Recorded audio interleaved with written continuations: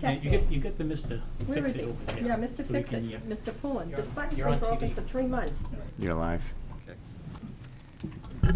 Okay, good evening, everyone. I'd like to welcome everyone to the September 16, 2009 Town Council Workshop meeting. I'd like to do the Pledge of Allegiance first, please. Pledge allegiance To the flag of the United States of America and to the republic for which it stands, one nation, under God, indivisible, with liberty and justice for all. Okay, if I could just remind councilors to please make sure their microphones are down so that the people out there can hear us this evening. I'll remind you if I notice it.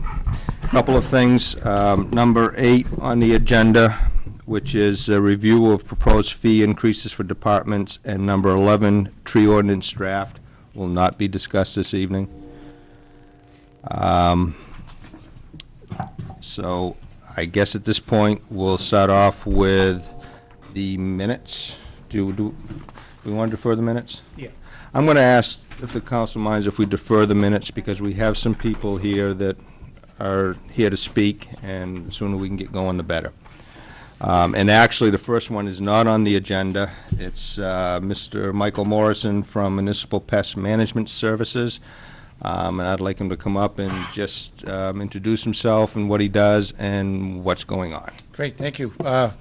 Michael Morrison, I'm your mosquito control contractor, and actually I talked to the school board last week, and we went over a few things. I kind of predicted that Tripoli would come to the seacoast more frequently, and it's actually come to Newmarket now. I'm sure some of you have seen that, but we're kind of seeing an unprecedented number of mosquito pools that are coming back positive now. They're from Manchester all the way to the seacoast now. In southern Maine, too, is having some problems. So what I would like to recommend is that we, as in the past, it seems every year we've actually had to do this, but maybe do some emergency type work to protect the schools in public areas. We do what's called barrier spraying. It's very common. We've done it a number of times in Newmarket, and almost all the other towns had it done or are in the process of doing that at present. What it does, it creates a bubble, so to speak. It's not actually spraying the fields or turf areas. It's treating the perimeter areas. It's a common technique in our business. It's been done for many years in many parts of the country, but it creates a wall or barrier that it makes it difficult for mosquitoes to come into the area. And it protects people inside that area. So the application has no odor, has no visible residue. It does afford protection for approximately a month or so. So that would be for the rest of this mosquito season. But you know, I'm going a little hoarse now because we've been putting long days in lately. But the season will end. It always ends in the middle of October or so, when not the first frost, but the first series of frost. The first night we get 4 hours of below freezing temperatures. That's the end of insect life outside till the next spring. So we're not there yet. We might get below 30 coming up pretty soon for an hour or so, but it really has to be a hard frost. The mosquito numbers are down. Our traps are starting to get small. We do trap mosquitoes in your town every week, as we do in all your neighboring towns. And we send the specimens to Concord to the health lab to be tested. And the turnover is pretty fast now. The mosquitoes that are coming back positive now have been collected within the last week or so. So we have a good turnaround from the health lab. But in a nutshell, that's kind of where we are right now. But I would recommend that some of the public areas be protected as we've done in the past. Councilor Bergeron? Just one quick question in regards to how we do mosquito spraying in this town. Are we pretty much doing the same thing that other towns and other communities in the area are doing? Yep. We do things a little different, but larviciding is a basis of any mosquito program, and every town that has a mosquito program in New Hampshire has that. And that's going into the wetlands and the breeding areas, identifying them, determining what species are found there, and then controlling the mosquito larvae before they get wings and start to fly around and bother people. So, I mean, you can control mosquito larvae in that situation very easily. Once they get wings, obviously, it's difficult to control them after. So in But your opinion, we're doing the right thing as far as what we're doing to? absolutely, we're mitigate mosquitoes? we're trapping mosquitoes on a weekly basis. They're going to the health lab, and so we have some kind of idea of what's going on. We know what species are being found right now because of our trapping, so, yeah, you're right where you should be, Thank you. absolutely. Councilor Quox? What about the spraying? Is there a certain temperature where spraying's not That's- effective? That's really with truck spraying, and truck spraying this year is pretty much over. When it gets 50 degrees or 55, and truck spraying is for covering large areas when you have high mosquito populations. Right now, they're kind of low, but that type of application wouldn't make sense now because the air temperature is too cold. And this, Would it affect the bubble spraying that you discussed? no, that's different. The bubble spraying or barrier spraying is more of a residual in nature. It lasts for a long time. Whereas the truck spraying that you do city streets or town streets has no residual whatsoever. It kills the mosquitoes that are flying in the air at that particular night, and then they're gone. But if there's not a lot of mosquitoes, and if the air temperature's not right, then it's not really worth the money. It's How not long really. does the residual last with the bubble spraying, and does rain affect it? No, it lasts about a month or so, so that would take us through the end of the season easily. And once it dries, it's water-based. It's like a garden hose type application, a little spray. It's not fine particles that float in the air. It's directed right at the vegetation. Okay. So it wets the leaves, and then they dry within 10 or 15 minutes. Once it's on the plant and the water's evaporated, then the material is stuck to that surface.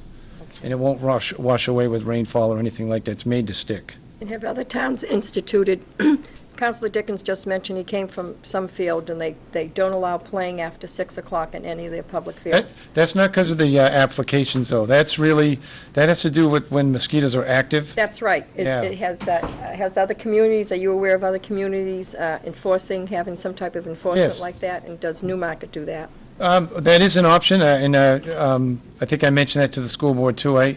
The nights are getting pretty cold now anyways, but a half an hour before sunset's a good idea. That's when the mosquitoes have trouble with water balance, and that's why you don't see them during the day. They hang around the woods, so if you go in a wooded area during the day, you can expose yourself to mosquitoes. Don't want to do that, but they come out of the woods for about a half an hour. As the sun's going lower in the sky, they come out and start to look for a blood meal, and they're very active then, a half an hour before sunset and about 2 hours after. So thank you for bringing that up. That's a good time for people not to be outside. Thank you. The big thing is for people, of course, the front line of any mosquito program is people understanding what's going on and to protect themselves. And yet, you just don't put yourself in a position where you can get bit by a mosquito. And that's that simple. So if you have to work outside during the day, be careful about going in the wooded areas. Nights with high humidity or high air temperatures, we probably have still a few more nights like that. Mosquitoes, the few that are out there are still going to be very active, so people should take that into consideration. Any other councilors? I guess at this point, the question would be in regard to the barrier spraying, what is being recommended for locations? And would that be a more specific question from maybe Mr. LaRoche, or do we have an idea of what we're looking at town-wide? I think, if I may, at this point, we're looking at the athletic fields behind the high school. I was having some conversation with Mr. Cliff earlier today regarding the possibility of the elementary school as being a location. And I'm not sure whether the Beanie Howcroft Field should also be done. And I see the rec director shaking his head. But I'm sure that maybe... How about the elementary school? Ms. Morrison, would you have an idea, cost-wise, what that would be? I don't offhand, but typically a school is about $350 or so, a school area. So, Land Roach is pretty big, so be a little bit more. But in that, each area would be approximately that cost, so it's relatively inexpensive for the benefit of it. Sure. I'm curious, what other communities are doing as far, are they spraying around school, playground areas? Is that Yeah, part of- absolutely, yeah. I can't I can't think of any towns that haven't done it or are in the process of doing it. But they're including that with the other areas that they're spraying. Yes, yep. Any public area, too, where people might congregate for some reason. We've done around gazebos before, and is there any areas you can think like that, where someone might be out at night, a half an hour before sunset and into the night a little bit? A lighted field, something like that would be an area you'd want to consider. Councilor Dickens? Another thing that came up, you talked about wood lines and that aspect even during the day. Would you recommend, and I kind of had this conversation with Ed a little about that today, any place that we have fields and the edge of the field is very close to a wood line, would you recommend that if we have the ability to trim those trees back away from those fields as much as possible? Sure. Or far enough as possible so that the fans aren't sitting there watching the game and watching their kids and getting eaten Yeah. alive because they're right next to the tree line? Yeah, that's a great idea. Also, that's really good for ticks. As a matter of fact, for Lyme disease and ticks, the first 30 feet of the woodland hedge is really where most people get tick bites. So for that reason, it'd be worth it. But yeah, mosquitoes have trouble with water balance. So if you thin out the woods and make it just so the big standing trees are there, it's not an area that they want to rest and hang around and come out and bother people. But absolutely, that's a great technique, actually. Clear the underbrush. And also high grass areas, if you have a stormwater area, it's hard to mow and you really can't get in there. If it's near a school or a public area, those are, I'm probably gonna make some enemies saying this, but those are areas that really should be mowed down, because the mosquitoes absolutely love to rest in areas like that. Like Beanie. The perimeter of Beanie is all like that.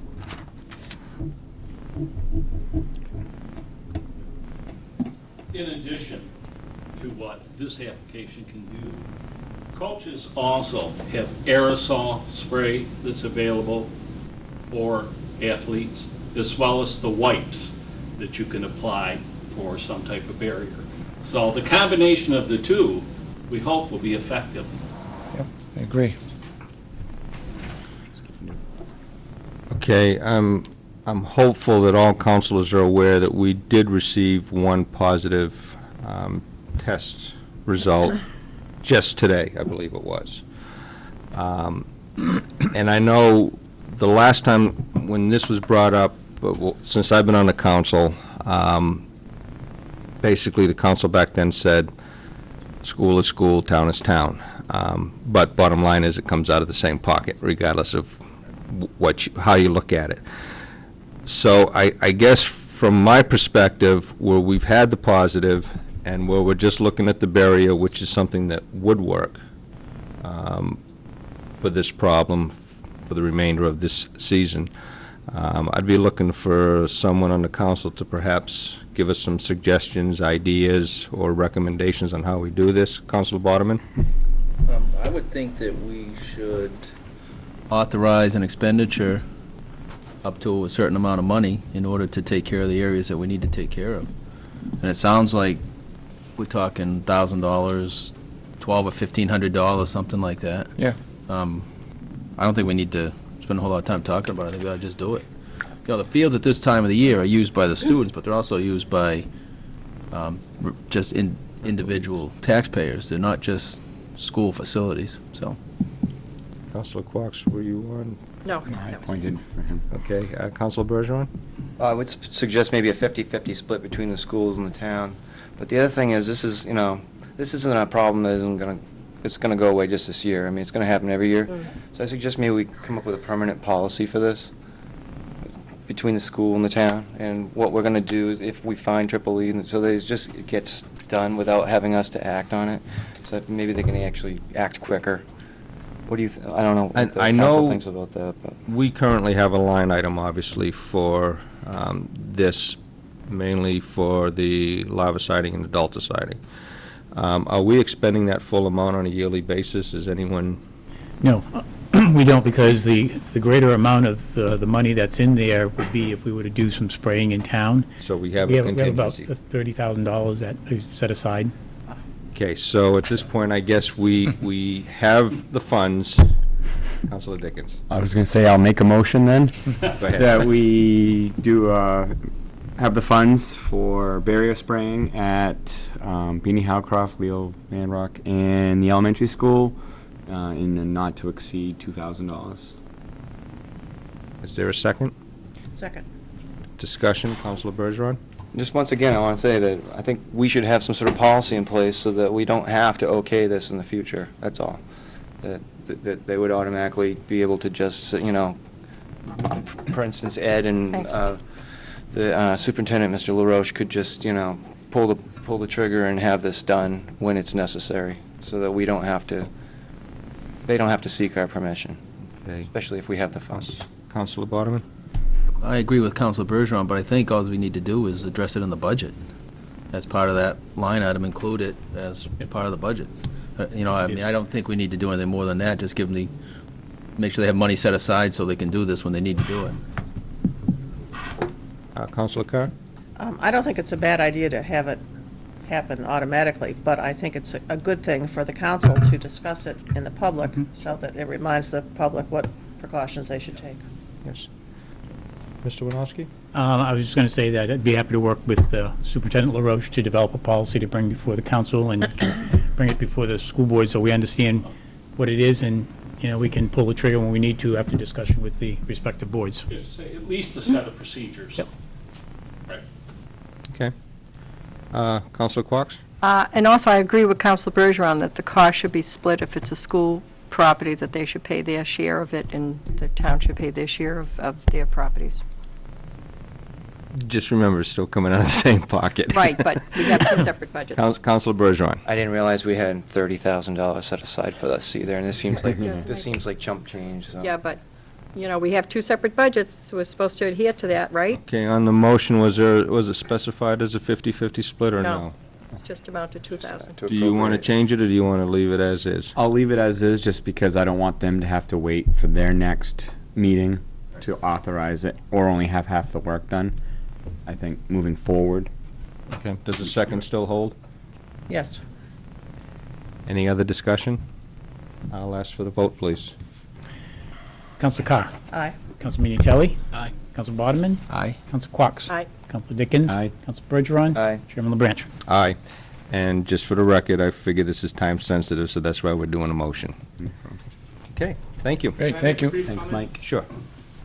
Just that we haven't taken action as a school board, but I would feel that if the school board had the need to, they'd be very amenable to any sort of cost sharing, but keeping also in mind that it's the same wallet that the money's coming Yes. from. Right. And I want to underline Councilor Carr's comment about it's good to have this in a public forum because it's such a timely issue. And I guess that's it. Thanks very much. Yeah, for- thank you. Appreciate it. I can say one more thing is that this does not preclude the use of personal protection. That is And correct. that can't be overstated. Absolutely. Okay, All right, thank you. Thank you. thank you. Thank you very much. I'll go to Kevin. Yes, I would like to move, if it's okay with the council. I have Chief Seer here this evening, and he is not feeling well, so I'd like to see if we could get number 6 discussed, which is bicycle, scooters, and skateboarding ordinance, if that's okay with the council? Absolutely. Is everyone good? Okay, Chief Seer, you're on. 10 minutes early.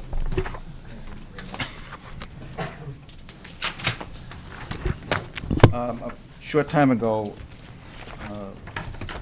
Mr. Winowski indicated that there was some interest on the council's part to visit a bicycle ordinance for the downtown area particularly, and I recall that we have one in place. It's attached to I believe it's, I don't have the ordinance in front of me, but I believe it's 2002-02 or something. So there is a ordinance in place that prohibits riding a bike on the sidewalk in the downtown area, and they designate the downtown area as Elm Street to Beach Street Extension out front here. And what is amiss in that particular ordinance is mentions of scooters and skateboards and the other wheeled items like rollerblades, things like that.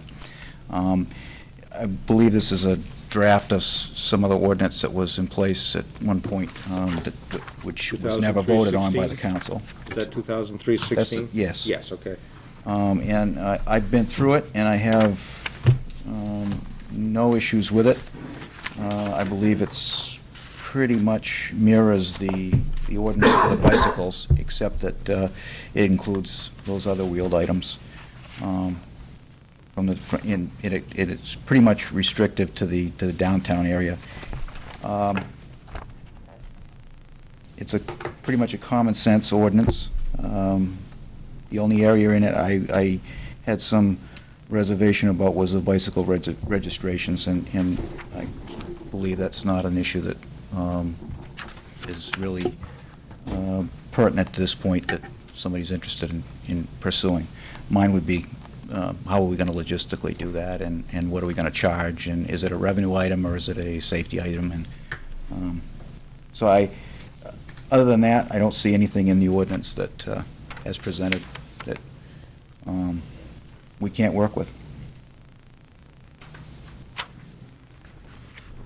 Okay, seeing no lights, what my suggestion would be to counselors is if you take a look at the ordinance that is in effect, which is 2000-02, and the proposed one from 2003-16, to me, there's a lot that we can marry together and make it one ordinance.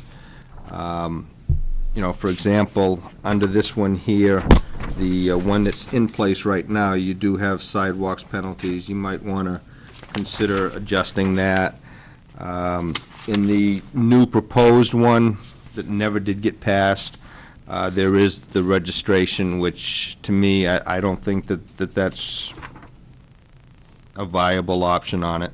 But if you took the actual subsections, which would be like 14.9.1, 14.9.3, and .4 and .5, and just basically added them to the sidewalk subsection of the original ordinance, to me, that works. We would have to have readings on it? Yes. 2 readings, first and second reading on it.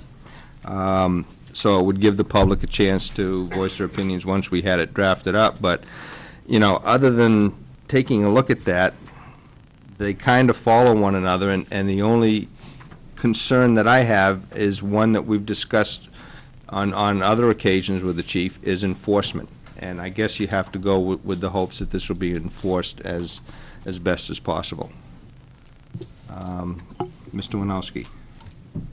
So if I'm correct, you want to marry the 0316 into the current ordinance? Yes. I guess I would like for the council to consider where this ordinance is a really thick document, and I think that's part of what sort of got lost with us, that it remain a separate document apart from this. We can remove those sections and incorporate it into here. Remove it from 2000? Yeah, remove from the 2002, the sections that you recommended, and place them into the 0316. Because then it's much easier. It's only a few pages long, Okay, so and then somebody comes in and says, "Do you have an ordinance?" And we say, "Yes, we do. It's right here." Okay. Makes it a little bit easier, I think, for all of us. Okay. Councilor Bergeron? 2 things. First of all, as far as starting this whole thing, I'm just a little concerned because people do ride on the sidewalks right now. So would there be a grace period as far as, letting people know that this is not allowed now? And also, I think another part of this would be to paint some sort of symbols on the sidewalks at the beginnings, just to let people know they're not supposed to ride, maybe like a bicycle with an X through it or something, so people know you can't ride on the sidewalks. We have been talking about putting up some signs, probably at the outer edges, so as people coming in, they would see that, but that's not a bad idea. I mean, we can look at that. I think just in fairness to them, we can't just create this ordinance and then Right. they need to know. I'm sure that the chief would incorporate that. We've been enforcing bikes on the sidewalk downtown. We don't catch them all, but we have been for years. The original offenders are told, listen, you can't do that, and most of them are very receptive to it and get off and walk the bike. That's not a problem. The repeat offenders that we had multiple contacts with got the bike seized, and we proceeded with a stronger enforcement tactic. So believe me, it's not going to result the first time through with somebody getting a ticket. A warning suffices for this. I know type how of you thing. guys operate. I don't think you're just gonna start hitting people with heavy fines, but you're gonna have room to impound all these bicycles? We won't have them for long. I mean, it's, they're returned after a period of time, and, we've got a shed that we put them in. Counselor Dickens? So, the ordinance already has the bike provision in there already, right? And you're already enforcing it? Mhm. So why do we need to make changes on the bike portion of this if it's already in effect? Because basically, we're being a little more specific with bikes, skateboards, scooters, rollerblades, things that. So we're actually adding we're- to it. yeah, we're The bike just- part of it's we're fine. bringing So it what's there into- now is good to go, and it's the adding the extra.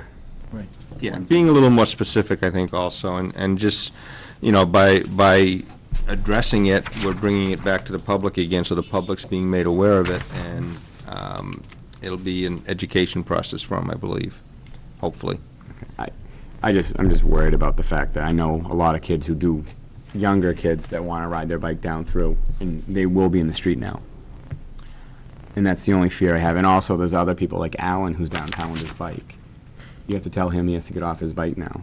Can't ride it on the sidewalk, and he knows that. Okay. We've discussed that with him. All right, I've seen him down there a bunch, and I don't see him as a violator. Right, you know? and, it's not just, I don't think that the ordinance, at least the way I interpreted it, said that you can't bring a bicycle down on a main street. It's just basically saying, if you're gonna bring it, you're gonna have to walk it, or if you're gonna bring a skateboard, you're gonna have to walk it between point A and point B. And I think that's really the only thing that this ordinance is saying. I think the only thing the ordinance can control is the conduct on the sidewalks, not conduct in the street. The state law, it's a state road, and the state law does not prohibit riding bikes in the street. So, that is still going to be legal. Someone can ride their bike through Main Street. We have people who go on bike tours and go, for 30 miles in a day, and they'll come through Main Street. We're not going to stop that from happening. I can tell you that people on bikes don't have the same, they have more control than people on skateboards most of the time. And skateboards in traffic, there's already a state law that prohibits that. So, I mean, as far as conduct for these items on the street, we're covered. It's the sidewalks that we control, and this is the ordinance that would be all-encompassing for that.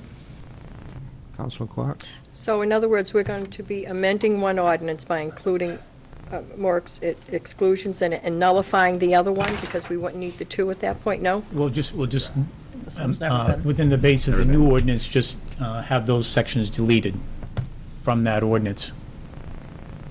All right, and That's all. it could be a good idea to send some notices to the schools and to the rec department to let the kids know that things are going to be changing soon downtown, that's the youth. That's Good idea. one of the quicker ways to Yep. educate everyone, is to do that. So, yes, I agree with that. Got your safety officer up at the high school, so it's something that they could take part in. Yep, that's a good point. Jot that one down, Mhm. please. Councilor Carr?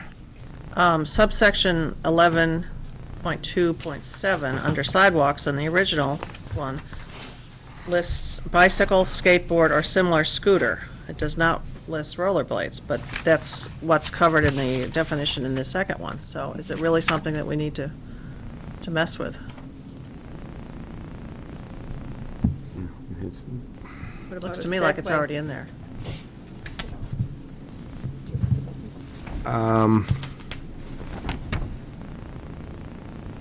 The only thing that might be different, it would be the penalty. Haven't compared that, but Wheeled apparatus, or? yeah, but except for wheelchairs. And Right. I don't know, Chief, should it be more specific from your point of view on this, to include the rollerblades? I think which one? what about those states? roller sneakers, too? Wheelies, Heelys. Heelys, whatever they're called, yeah. It's an interesting one. Can we come up with better verbiage that just covers? Any wheeled vehicle, unless it's not, any wheeled apparatus. Personally propelled wheeled mechanism. Well, no, unless it's a disability requirement. Well, it does say that in here. Yeah, it does, I know it Yes, does say says that, but, I mean, wheelchairs. how would we go about wording it to include any? Any vehi- Recreational, something recreational, that's what all those Counselor are. Dickens, you're, Well, I mean, if it does include everything there for the I mean, not many people rollerblade through downtown, do they? Do they? I don't know. Some do. I've seen several people Okay. go by the office here. You know, I don't know whether they're Seems like college it's died students all or of a sudden, whatever. like- That's a little bit harder Rollerblading to has control gone too, down a because they're lot more. attached to your feet. I mean, you have to stop. Well, they're allowed to physically rollerblade take in the them road, out. though, Yeah. aren't About the they? cross-country ski trainers. If they don't obstruct traffic, and that becomes a judgment issue, you can't obstruct traffic, you can't walk down the middle of the street, that's disorderly conduct. There's a state statute against obstructing traffic, so if they become a traffic hazard, then they must stop.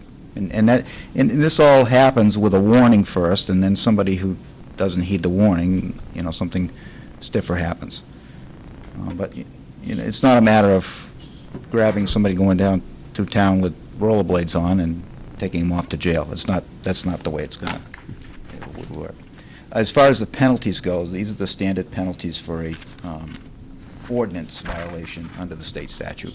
It gives the judge the leeway to go up to the $1,000 fine, but I can't see Judge Cullen imposing a $1,000 fine on anything like this.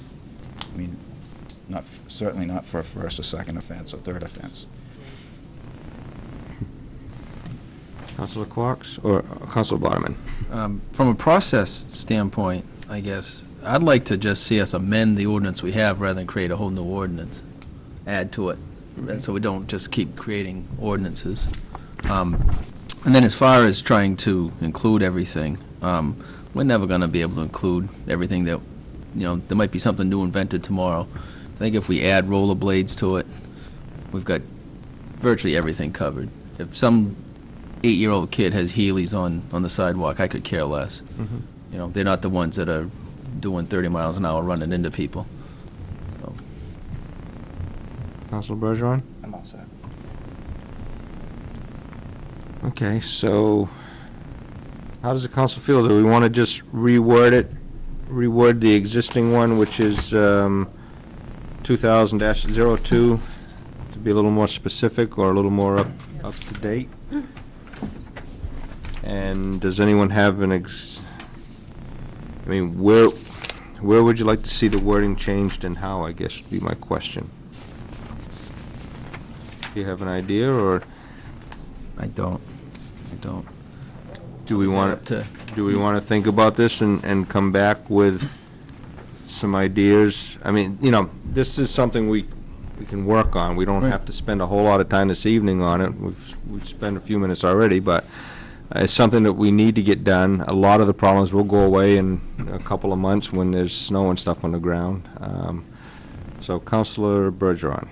Can we look at a couple other ordinances from other communities and see how they word theirs, perhaps? Maybe we can come up with, instead of reinventing the wheel, maybe we can come up with the right verbiage. Hard to find.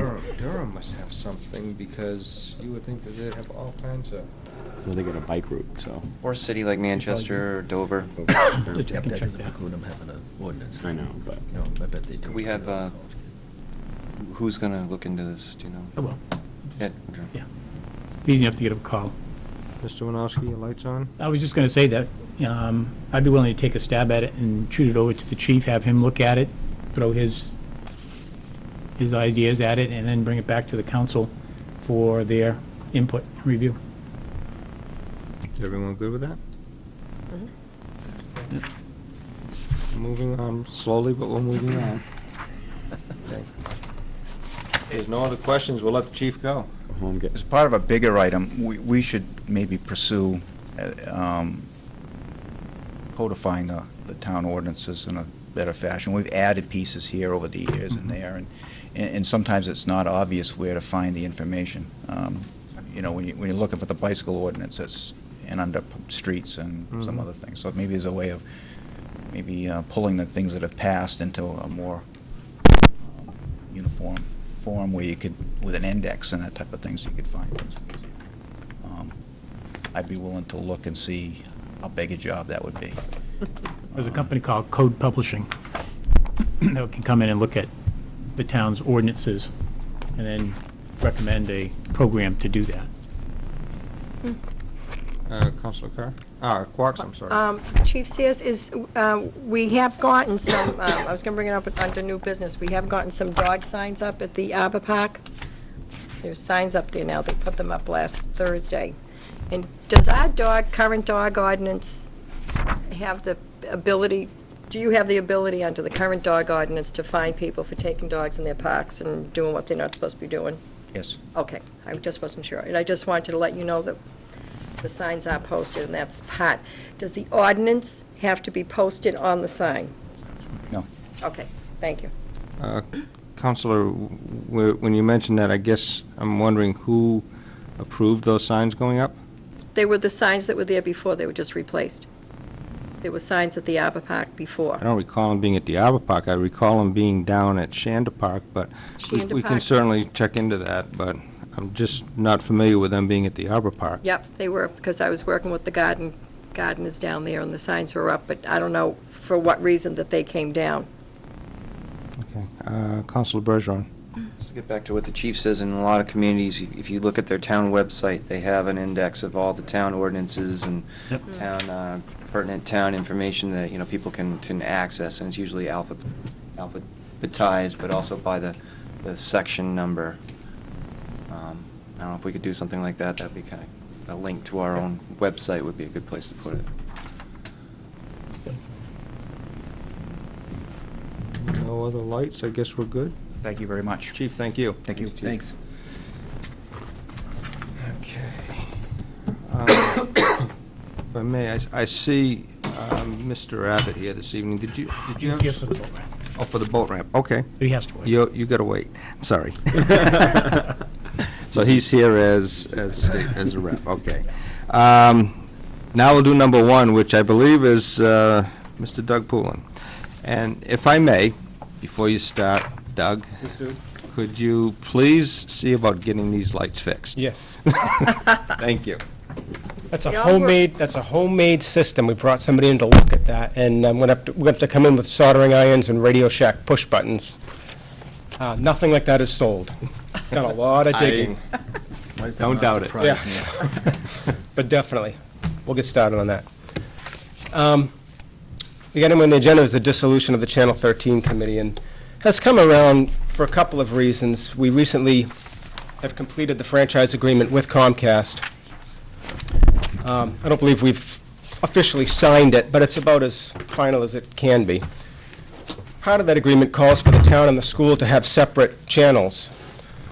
And the town obviously wants to have full control over its channel. The school wants to go off and have full control over its channel, and that's fine. It's how it should be. We've had trouble finding enough people to serve on the committee. I don't think that's exclusive to Channel 13. We see the marquee out front flashing. I think there's a few committees that are looking for additional people. We've had difficulty with attendance. Often we don't have a quorum present to vote on things. The school and the town have wondered routinely to say, is this proper that we have two members of the school telling the town how to run its business, and we have two members of the town telling the school how to run its business? So it's come to the point where we look at the committee and we say, it's just not functioning the way it is, and it should probably be dissolved. And we still accept all of the feedback we get from the citizens. That's probably the best part we get out of Channel 13 is citizens call in all the time, do the web feedback, give us great stuff that we turn around and use. I showed Administrator Wadnowski today that we have started rolling out a system that lets us put the entire meetings online on the internet. So no longer little 10-minute clips, but the entire meeting will be there. We'll also be streaming them live over the internet shortly. So we're just working the kinks out on that system. So we continue to make great progress and just feel that the committee, I won't say it's getting in the way, but we feel the committee doesn't have enough members currently, isn't getting any desires for more members, and feel that we function fine without it. So we ask that the Channel 13 committee be dissolved. Councilors, any comments or questions? Mr. Bergeron? I agree completely, and I think in the broader spectrum also, there's a lot of the committees like this in town that need to be recombined. Not just the Channel 13, there's many of them that we've discussed in the past even, that I think it's time to start taking a good hard look at what we have for committees and the fact that we're not able to man a lot of these committees, and if not, then I guess we need to recodify them somehow, maybe, boil them down and recombine them into a smaller, but, maybe a more inclusive organization that does, many different things and not just one specific task. Maybe that would be the way to do it. But in this instance, I don't know why we have a Channel 13 committee anymore. It seems to be, the town employees seems to be doing a good job with it, and I don't know why we need to have a committee formed to continue to look at it. Councilor Quox? Who would be, wasn't the Channel 13 committee, they overlooked what was going to go on, and they had certain criteria as to what could qualify to be put on? Who'll be doing that? How will we know what's going on? Are there any state RSAs that we have to adhere to with this station because we're using money from Comcast? I'm not sure about all that. I think, yes, over the last several months, I know that in working with, both with Doug and with Chris Williams, our Channel 13 guy, as we call him, we've talked about the slides. We talk about what looks good on the slides and what is readable, how much information is too much on a slide that we need to break it down. We've tried to ensure that that we're just putting up the pertinent type of information that we have. We have outside organizations that will submit something. Sometimes I get it. I might shoot it to Doug, or it's something that it's an event going on in town and we send it downstairs. And Chris has done a fine job at, putting together a slide for whatever organization that, just gives the basic information. That's what we're trying to do. I've never seen any RSAs that govern PEG channels. In fact, the laws or the regulations can generally be designed by this council as to what's going to go on. If you open up the PEG channel for the public, educational, and governmental, you can do a lot of different things. It's a question is, what goes on at what times, and what is it that you're trying to accomplish. And so, I think that, between Doug and Chris, they've done a good job at really looking at and trying to ensure that the content that you see on TV is what you need to see on TV, not something that, I don't say need in the sense that you don't need anything else, but it gives you the basic information of what's happening in town and keeps the residents as well informed as can possibly be. And with us doing something like this, you mentioned government, municipal, the Education. So three pegs? Well, PEG is all one. It's It's the all one, public, okay. educational, governmental. Okay, so you're going to have three different ones. Now, with all this different, with all these additional things, is this going to lead us into another full-time position for an employee with benefits? Is that what this is going to We're lead not down the look- road? In the first instance, we're not looking at, the PEG channel can be Channel 13, period. We can have, you could do a show. You could do a show of some kind of a content and provide it to, Channel 13, and we would run it. It might be a 15-minute program, it might be a half-hour program about whatever. That's the public portion of it. Obviously, the governmental is what you have going on right now, and the educational is that portion that deals with the school's activities. So that's what it's all about. Within the Comcast contract that we have, there is the current Channel 13, there's the opportunity for the school to have a channel, and then we have a third channel, which is not so much of a channel as an origination point that we've talked about, that if and when the mills are developed and the civic portion of it is up and running, we could broadcast from that location, whatever event's going on there, whether it's a musical or a play or something else like that. So that's the goal of it. But all three of those things concurrently, the PEG aspect can be done under Channel 13, or it can be, Channel 13 is the public and governmental, and the school has an educational. It can be broken up that way. I just think, I think I could go with voting for this, because it would be, I'd like to have the committee there to preview what's going to be put on these stations for broadcast in town. I think you need that oversight. Councilor Bergeron? And let's get back to what we were talking about, which is what was the committee for? And I've got the resolution in front of me, and its mission is to provide quality program of both municipal and educational subject matter. The committee's mission is to expand the amount of municipal and educational programming while providing our citizens with relevant updates and information on town events via the slideshow. The committee also aspires to upgrade the equipment used for Newmarket cable access operations to ensure we can continue to meet our citizens' requests and plan for the future.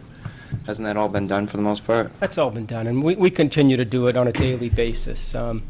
You know, doing the streaming that we're doing, and now the full-length meetings on the internet involved purchasing a piece of equipment. You know, we go out there, we ask other PEG stations, what are they doing? Other people that are involved in this kind of technology, how did you do it?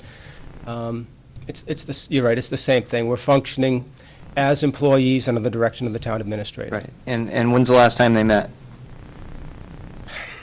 When did the council reconvene after the election? May sometime. I would say we probably met in March or April. So you haven't had any input from them since then anyway? That's correct. Yeah. Councilor Boderman? To address Councilor Quast's concerns, I would think that the protocol for what gets on the station would be the ultimate responsibility of Mr. Winowski. I mean, I think all the people involved with this work for him, and it'd be pretty easy to set up a protocol of, who approves what. I'm sure it's done now. I'm sure it's probably not much of a change than what's done now. What about the marquee on the town hall? What's the difference? Right. No, I agree. I don't think it's much of a change in how business is done, other than dissolving a committee that meets once every 6 months anyways. Councilor Carr? I was just going to say, if we don't have people to do the work, why have the committee? It doesn't make sense to me. We can always get it back if we need it, if something comes up that we need it, but it's not as if anything that goes on the air is shown to the committee first and okayed by them. Obviously, that would slow everything up. Mr. Winowski? I think one of the other things that we'll keep in mind is that if a resident in the community, and I know this in talking with Chris Williams, this is one individual who currently is a member of the committee, who has sort of a lot of enthusiasm about doing stuff. Who wants to come in and have some conversation about how we can improve what we're doing, we're going to listen to that, because, our goal is to use, a really valuable resource for this community to spread the news and get information out to them. And if there's a better way to, to sort of skin the goose, let's find out about it. Councilor Bergeron? What's the process for eliminating this organization? What do we have to do? I would imagine that a resolution should come before the council to abolish the committee. Councilor Boderman? I was just going to ask the same thing. I think we ought to just move forward, and if that's what we need as a resolution, we ought to start working on it and get it done. So if the council is comfortable, what I would like to do is instruct the town administrator to draw up a resolution that would dissolve the Channel 13 committee. We have to take a vote on that? Would take a vote on it that evening, yes. Oh, okay. Vote. I'm just making a recommendation that we bring it to the business meeting in the form of a resolution and vote on it that evening. Is the council good with that? Okay, then Mr. Winowski, will you please make sure that it's drawn up properly, so this will be our first test of dissolving a committee if we need to. Maybe we'll get good at it. Oops. Practice makes perfect. Okay, you all set? All set. Okay, and you're going to fix my lights for me? Fix those lights for you. Okay, thank you. If I may, Hold on just a second. I just want to, Mr. Chairman, you sent me a email earlier today about a gentleman that sent you an email relative to streaming meetings, and I went on to the website and looked at, I think it was West Kingstown, Rhode Island. Island, yes. And they had Monday's council meeting on, and I could sit there and watch it, which was really kind of fascinating. It had the agenda on and everything, and shot it to Doug to look at. And Doug is already, as he said earlier, is working on that. He's got I guess it's the planning board meeting that From recently 9/8, yes. occurred. And 9/11, it's a goal that, that he's working towards. So hopefully soon it'll be a reality that folks who don't get Channel 13 can sit at their computer and watch the meeting live or watch it in its entirety, later in the evening. That's really great. I want to commend Doug for that, because Yes, I know we definitely. all talked about it. I want to thank both you and Chris, because I know you spend a lot of time trying to improve the way we do things and get the word out there, so thank you. Just fix my lights.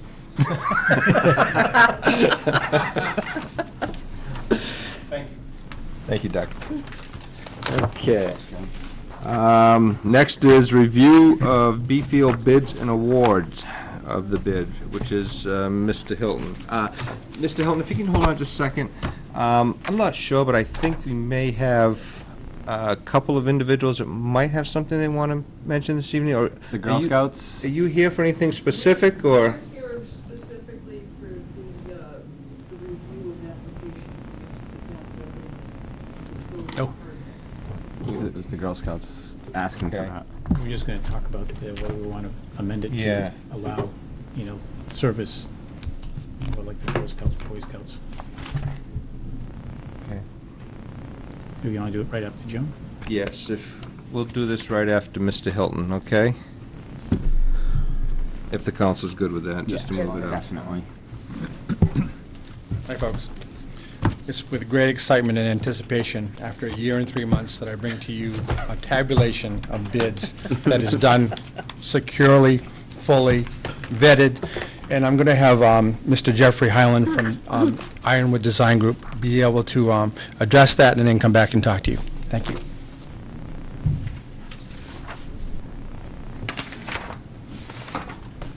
Well, hope you all had a chance to take a look at the bid tabulation that was prepared last week.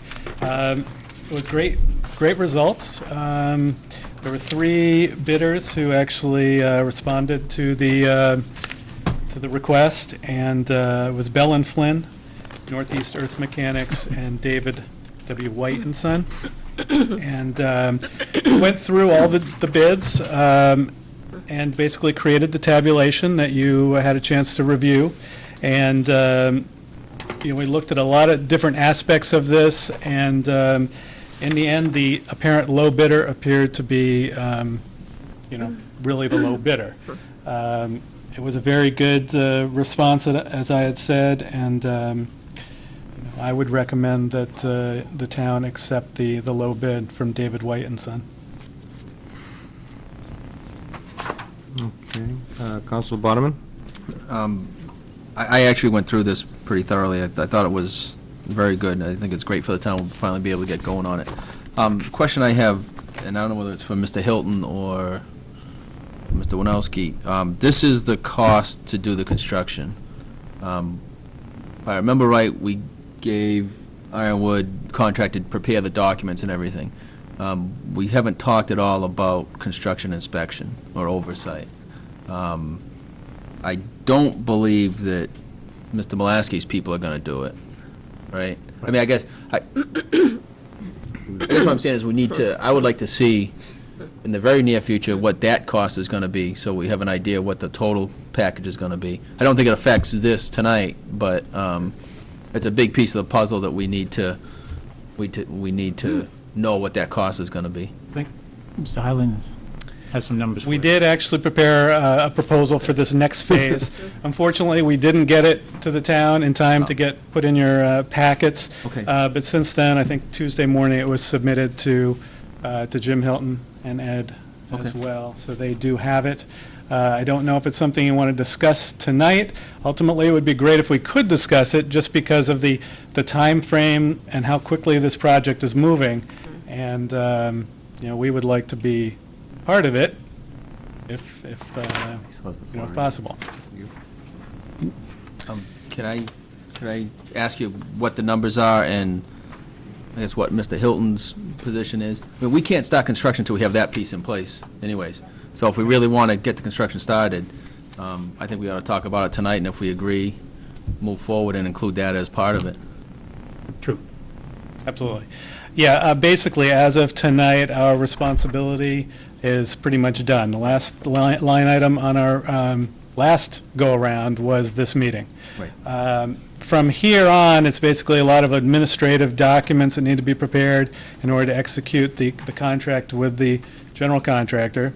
And then after that, once construction starts, then it's regular site meetings, documenting, meeting minutes, all kinds of things like that, so that you can easily see what's happening, and there's basically a record of the process that we go through. Inspection and oversight also? Yes. During construction? Yeah. And Is it that would going to be a become- full-time? It would not be a full-time basis. We've estimated approximately 30 site visits as part of the construction process. The construction, because of the season, we're kind of winding down, the construction of B Field is going to occur in 2 different seasons. It's going to be hopefully substantially complete by December 31st. That is basically one of the requirements of the contract that the general contractor is going to be signing, is that he needs to have sod down by December 31st. That, for one of the main reasons is to get the field playable by May 1st. And in order to do that, we really need to get the sod down. The sod will be basically dormantly placed, but first thing in the spring, it will kick into gear. That's one aspect of it, is looking. So we've got basically 2 seasons. It's going to be overlapping into, from the fall into the spring. The majority of it will happen this fall, with a little bit of remaining things happening in the spring, such as probably some of the tree planting and things like that. What is the cost of that, I guess, what is your estimated cost for that? It's approximately, I think, $26,800. It's actually in my other folder. But it is, that's pretty close with a few dollars. And it does basically cover, nuts to bolts, basically, everything that's required to take this project from tonight on through to a punch list, and basically project closeout. Can I add one more thing then? Sure. If that's the case, I would, at the appropriate time, like to add that to the number so we can approve, we approve this contract, approve the approximately 26,800 so they can start immediately. Yeah, we could put that in the resolution, right? Yep. Yeah. That's what it's going to be. When it would come back to the council, which hopefully would be Business meeting. in October, all that information would be there, probably even a more firm number than what we have this evening. Councilor Dickens? This probably goes to Jim. I see the alternates are going to be part of this, I'm assuming, as well. Foundations for light poles? Yes. What are we looking at for lights? When? I'll address that after we get through this next week. As part of what was bidded, as you can see, there is the light pole foundations, and all the conduit is going to be put in under this part of the project. The only thing really left is the light poles. Expensive. The expensive part, right. Any other questions about the bid and what's kind of the next step? Councilor Fox? Would Julie Glover have any ability to oversee this type of project, or you need someone with some special qualifications to do that? Well, that was one of the things that I think we need to work out, because I think there is a portion of work that she can do. There are times where it would be important to have Jeff to come in and look at what's going on, so we could potentially reduce that at $26,000 to something smaller. But the day-to-day oversight, Julie can deal with that. She can deal with issues that come up. If there's something that she needs to discuss with them, then that's probably when we want to have one of them come out and have that discussion and resolve that issue and move forward. And I question the cost of the, not the cost, but the application of putting lights in when we have Triple E, and it's never going to go away, and the worst thing to do is to be there after sunset to play games, and here you're going to be putting lights on, so I think, That's like a few you know, weeks a year, though. yeah. Yeah, and that would have to be approved by the council as a separate issue anyway. Yeah, but just a concern so to just- think just- about. I guess from my perspective, it's probably just as well to have things set up in case you want to do it. If you don't, then, you really haven't lost that much. Yeah, before the lights went up, that would have to come back to the council, because that'd be another expenditure. Yes, I Council was just Bottom. going to respond to Councilor Kwok's comment about Julie. I think Julie would be okay to help manage the paperwork end of it, but she can't replace what Ironwood would do. She's not qualified to inspect the construction of it. To my knowledge, she's not. But she can certainly help manage the paperwork and, The minutes to the meeting. right, and things like that, right? Am I right about that? I guess probably a question to you. Right, Julie's not a person that's going to go out and stand there and watch them dig a ditch all day and make sure they're putting pipe in right. Correct. Correct? But from what I'm hearing from Jeff, is they're incorporating 30 visits. So Right. they're not going to be there watching the pipe going in the ground.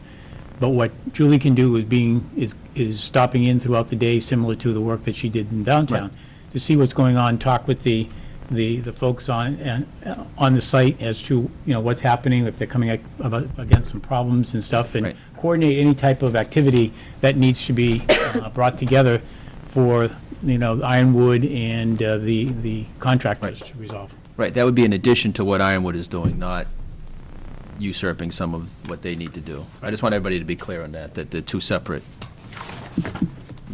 sets of work. In a perfect world, it would be great to have somebody out there all the time. I mean, at least, from my firm, but from a budgetary standpoint, we can't, you couldn't really afford that. Yeah. So it would be great to have somebody in town who could basically be eyes and ears in between the times that we happen to be out at the site. We have budgeted, like I said, approximately 30 site visits. We're anticipating that those site visits will last anywhere between about 4 and 6 hours. So they're half to 3/4 of a day each. We're trying to we're anticipating combining the actual site visits and inspections with the requirements of the Stormwater Pollution and Prevention Plan, which also requires inspections to be done periodically and after major rain events. So there's also that component. That might be something that she could take over and handle that kind of separately. I'm sure that we could work out some sort of, good arrangement so that the project moves forward swiftly. And the construction time frame that we're trying to fit this project into is fairly small, and that's one of the things we're trying to work extremely efficiently and kind of keeping the ball rolling. And anybody could kind of help would be great. Councilor Bergeron? That's just a quick question I have. Our code enforcement officer ever get involved in projects like this, represent the town as far as construction standards? I can't address that. From what I've had, my interaction with him, he hasn't done that. Not in different if there are connections within buildings and things like that, yes, but I don't think out in the field, he's gone and evaluated the work that's being done. So he doesn't typically look at town construction projects? Correct. I don't think that in work that Rick's doing, that he's stopped in to check out.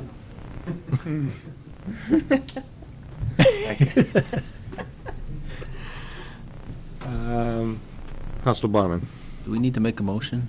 Are you looking for a motion? or is If it- anything, I think we'll just be looking to bring it back as a resolution for the business meeting with, who, what, when, and where. We can clarify some of the issues as to what Julie could do and tighten up the number that Jeff has for their time. I've got just, if you take a look at the general contractor bid tabulation sheet, I'm sure you've all got a copy of that. One of my concerns, and perhaps Mr. Mulaski can help me out with this, but we're getting, if you go to line item number 11, which is bituminous pavement, which is hot top. It's a standard number of 286 tons, but we've got a considerable difference in pricing from top to bottom, with White and Son being the low figure.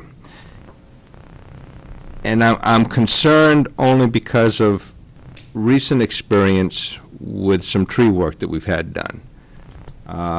And I understand we obviously get these bids to go with the low bidder, but I would be very comfortable knowing that, we are getting the same job from bid number 1 as we are from bid number 3. And that's why the inspections are so critical, basically, is that, in order to keep the contractor tied to his requirements, as outlined in the contract documents, there needs to be somebody out there basically watching and making sure that, he's doing what is expected of him. See that? See that? Okay, well, maybe if I might ask Mr. Malasky, is there that much difference in pricing on pavement? When you're talking 286 tons, if you've got one bid at 40,000 and another bid at 28.6, how can you save money on that part of it, or how can you be cheaper on that part of it? If I may. Got an answer? Well, okay. I can answer that very easily. I spent the better part of 20 years looking at these and trying to chase contractors down. The easy answer is you'll never figure it out. They all bid things differently. I can tell you that $100 a ton is more than enough money to do the job adequately. It's all how they allocate money, what money they want to get in quicker, what their subs are, whether they're doing it themselves. Looking at it by line item, you'll pull your hair out trying to figure it out. I mean, you look at all of them, there's a huge variation between the line items for most of them. And it's not that it costs so much more or less than one, it's just how they're allocating their money. But, having said that, in that particular line item, I just worked on a project where the price for the paving was $60 a ton. It was 400 tons or something like that. So $100 a ton is more than enough. Bell and Flynn would do the work themselves. The other two contractors, I'm assuming, are going to sub it to a paving contractor. May even be Bell and Flynn. You don't know. But I can guarantee you that $100 is more than enough to do it properly. And it would be our responsibility as a town, it would be Ironwoods as our agent, to ensure that it gets done properly. But if you look at these things line item by line item, you'll never figure out what contractors are doing. They're masters at it, so. To also kind of add to that, the technical specifications that have been included as part of this project are very detailed in what is required of the contractor. There's really not a lot of flexibility, down to the, exactly what aggregate sizes are required and what kind of bitumen material is required. That's all included in the technical spec. So that's basically what we rely on in basically dictating what the contractor needs to do, basically. It's required of him.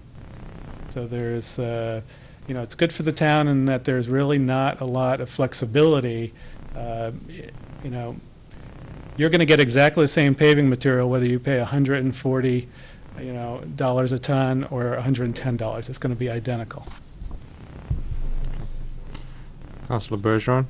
The last time this was presented to us, the town workers were doing, the town DPW was doing some work on this, if I remember correctly. Correct. Are they doing any work on it this time around? No. So the tree removal, 100% is being done by contractor this time? Right. The only thing we're doing is we've been out there trimming the trees off the hill to prepare for the work. Okay. Councilor Quox or Boderman, or? No, that was Okay. before.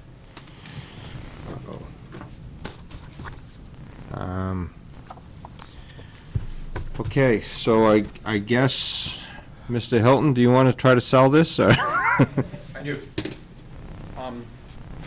First of all, I got to tell you that David Brown's son, the last 3 years did 100 fields, 100.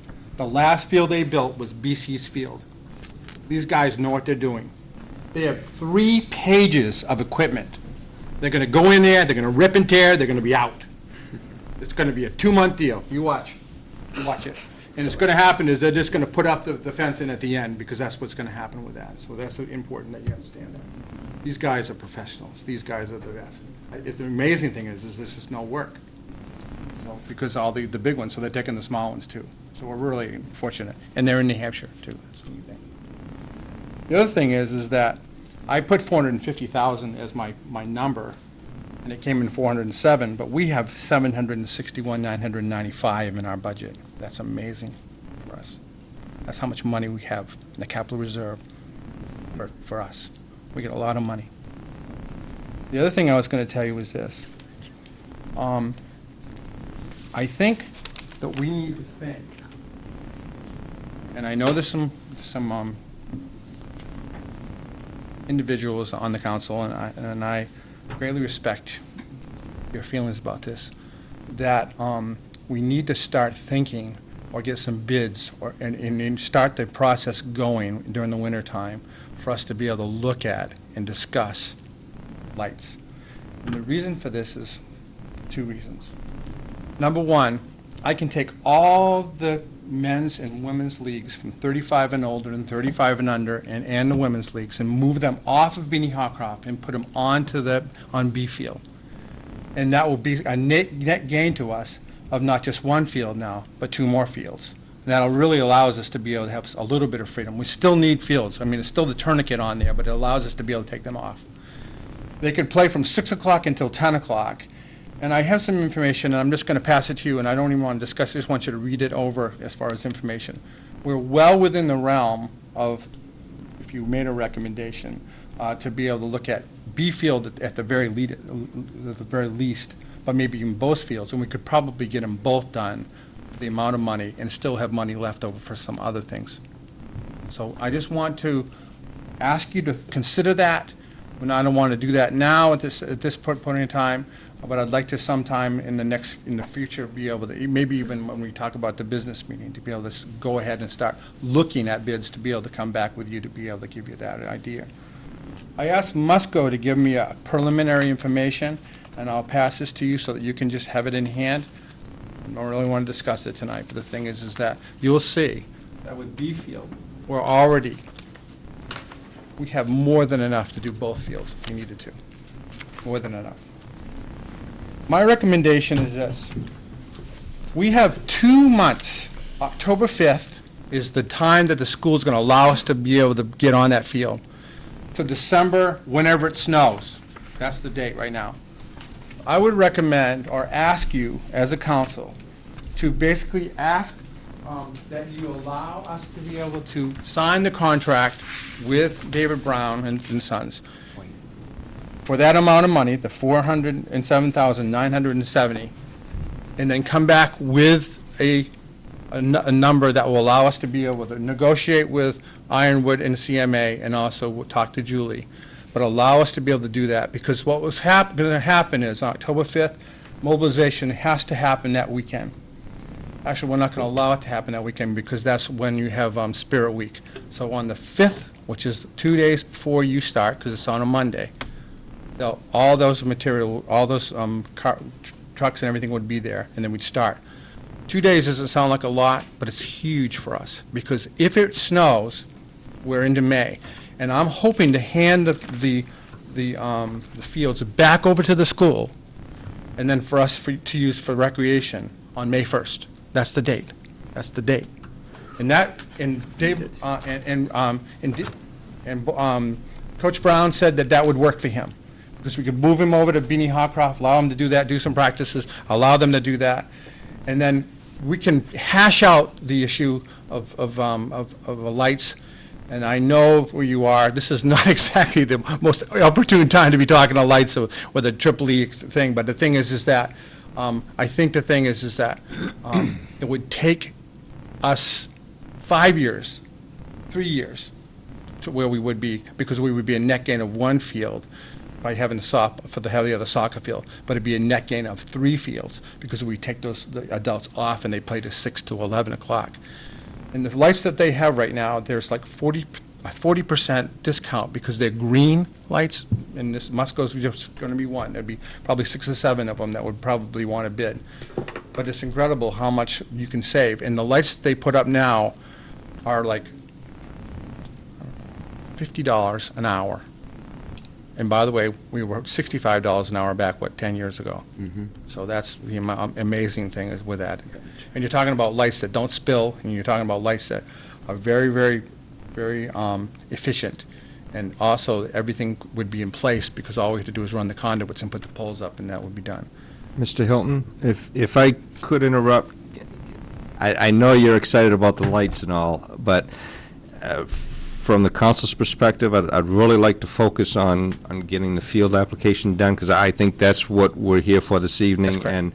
And if you want to get a signature on some papers, I think perhaps that's what we got to discuss. I would. If that's possible, to have the, to agree, allow David W. White and Sons to be awarded the bid for $407,979. I think it's not, 970? Yep. And allow Mr. Winowski to sign that contract, and allow us to be able to move ahead. And then we'll come back with you with a resolution that will have the additional information, because the thing is, the work will just begun, and we can now, we'll have that in place. So moved. Councilors, before I think we should definitely discuss awarding this to David White, but what I'm going to suggest to the council is we're already at almost 8:20. We're on number 2 of the agenda, and I know we've got several other issues that are going to take some time. What I'm going to request of this council is that we will address the situations with the people that are in the audience this evening, but that we perhaps meet again either next Wednesday, which would also give us time to have this resolution drawn up and signed and discussed and signed, sealed, and delivered in plenty of time, or the following Wednesday. Because of the way the month is, we've got 2 weeks where we do not have a Wednesday meeting. So if the council would agree to that, that's what I would like to do. We'll basically agree on who we're going to award the bid to, and then have it come back. Can we have a resolution done in a week if we wanted to meet next week? Not a problem. Yes. Does that give Mr. Hilton enough time to get, He needs October Everybody's feet in the 5th, ground? correct? That's correct. So you'll have everything signed, sealed, delivered. We'll know all the They can't final get on- numbers and They everything. can't get on there until October 5th, so that's correct.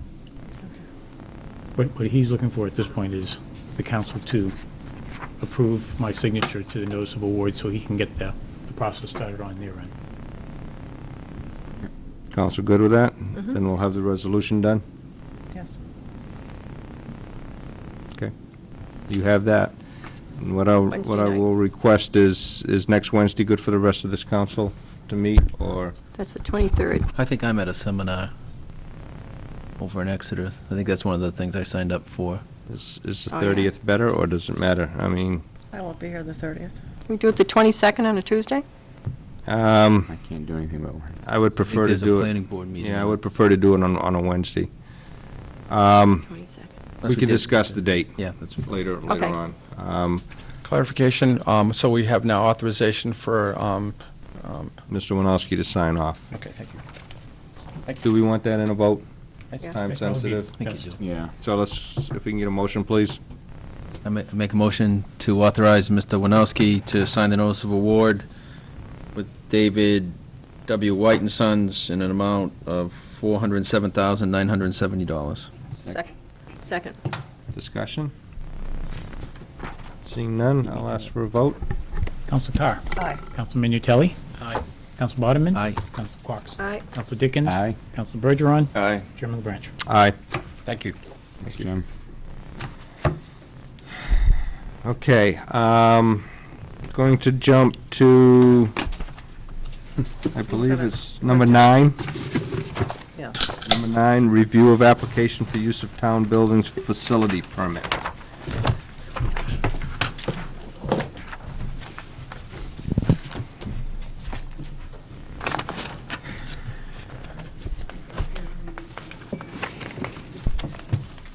Yes. I'm Joan Diorio. I'm here for Newmarket Girl Scouts, trying to see what kind of arrangement we can work out with the town to be able to use the building without having to pay fees. Okay. Councilors, have we come up with some kind of a solution, or Town Administrator, I know you had discussed ways around this? Geez, thanks. Well, one of the things that we had done was, as I mentioned to Council Quox several meetings ago, I guess it was, the opportunity to work with her. And I think that maybe what we want to do is you have younger children and you have older. We have, in Girl Scouts, we have girls from ages 5 up to 17. I do have one leader with me who did have a troop that met here last year, and I don't know if you want to hear anything from her, but she is here, Veronica Joy. She has a group of girls who are cadets. That's girls from grade 6 through 8. And they would be old enough to do some of the things that I think we had talked about before, but...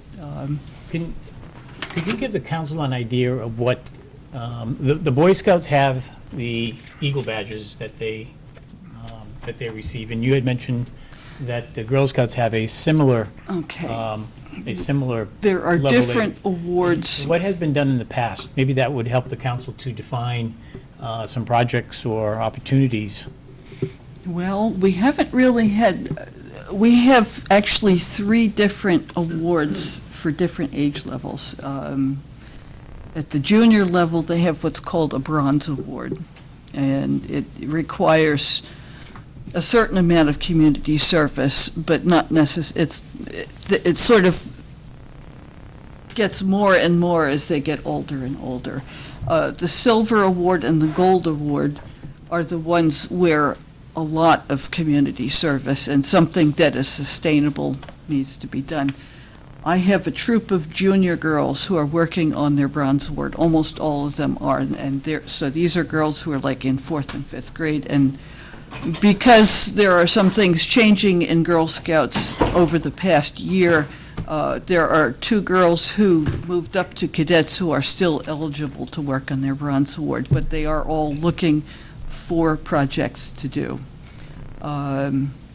I don't know what specifically. I think the last time I was here, I said something, I was told by the troop leader that one girl was wondering about doing something in the area around Joyce's kitchen, not necessarily the garden that's across the alley from there, but around Joyce's itself.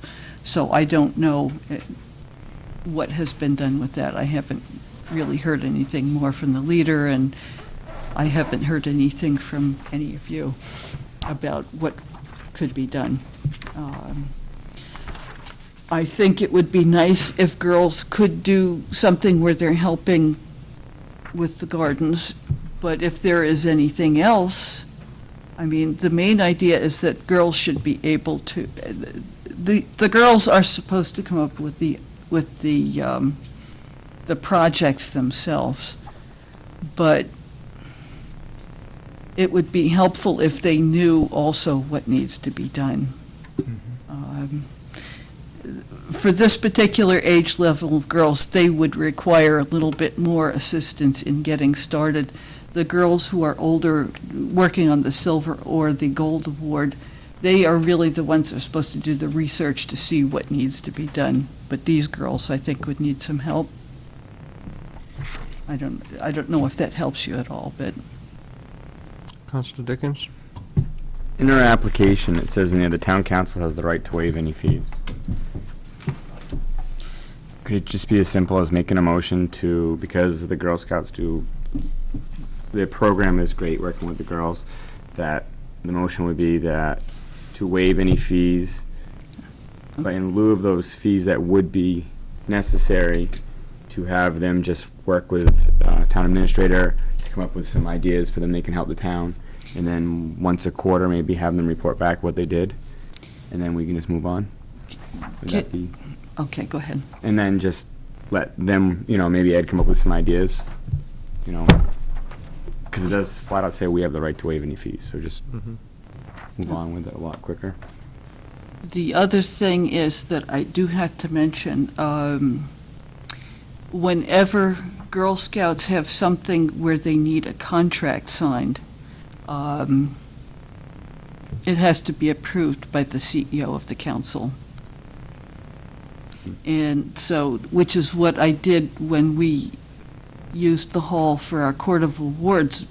But when you have individual troops coming in and using something on a regular basis, okay, I don't know that we can, you need to think about that too, because they can't come and get a contract and send it off to the CEO every single week as they're using the building, which your permit is a one-time only thing, or one event which could span over several days or whatever, but, that's something you have to think about too. Councilor Bergeron? I almost feel like we have a lot of places downtown with a new renovation that need maintenance, like little areas that could be planted permanently. What if we had them maintain a specific area downtown? Like, make plantings, keep it up, like almost like an adopt a spot in lieu of rent for using the building. Would work with me. Just, a permanent area that they, are, part of the Arbor Park or some part downtown. There's plenty of little spaces down there that could use attention. Somebody to care for them. If they could just take over a spot, I'd be certainly willing to let them use the building, as long as they clean up after themselves. Councilor Quox? Councilor Boderman? I agree with Councilor Bergeron. I think we just come up with something and let them do it. I think at this point, I'm comfortable just asking the town manager to come up with something that needs to be done, an area that needs to be planted or maintained, and whatever he agrees to, I'm fine with. And waive the fees. And waive the fees. And have it be on one Would that work for the Girl Scouts? The only thing is what do we do about the contract? One contract. Just one contract. Yeah. Now, okay, understand that, we would have individual troops that would be using the building at different times during the year, and then at the end of the year, usually in June, that's when we have our Court of Awards. So this one contract would cover all of those? It'd be a permanent agreement, I would think. Right, Yeah. that's how I see it. Right. Yeah. Okay, I just want to be clear that that's what it would be. Okay. There's that option there, and I guess what's the time frame, and when do you first start to meet, and you end in roughly June? Well, it kind of depends on whether troops have done early re-registration. Veronica left, okay. We have the option of registering early in the spring, so that when September rolls around, they could get started at that time, and that's what the person who was here with me, that's what she's getting ready to do. But yes, most of them get started in October. It sounds to me like there's a good possibility that your organization could come up with something that would benefit the town, some project that they could do.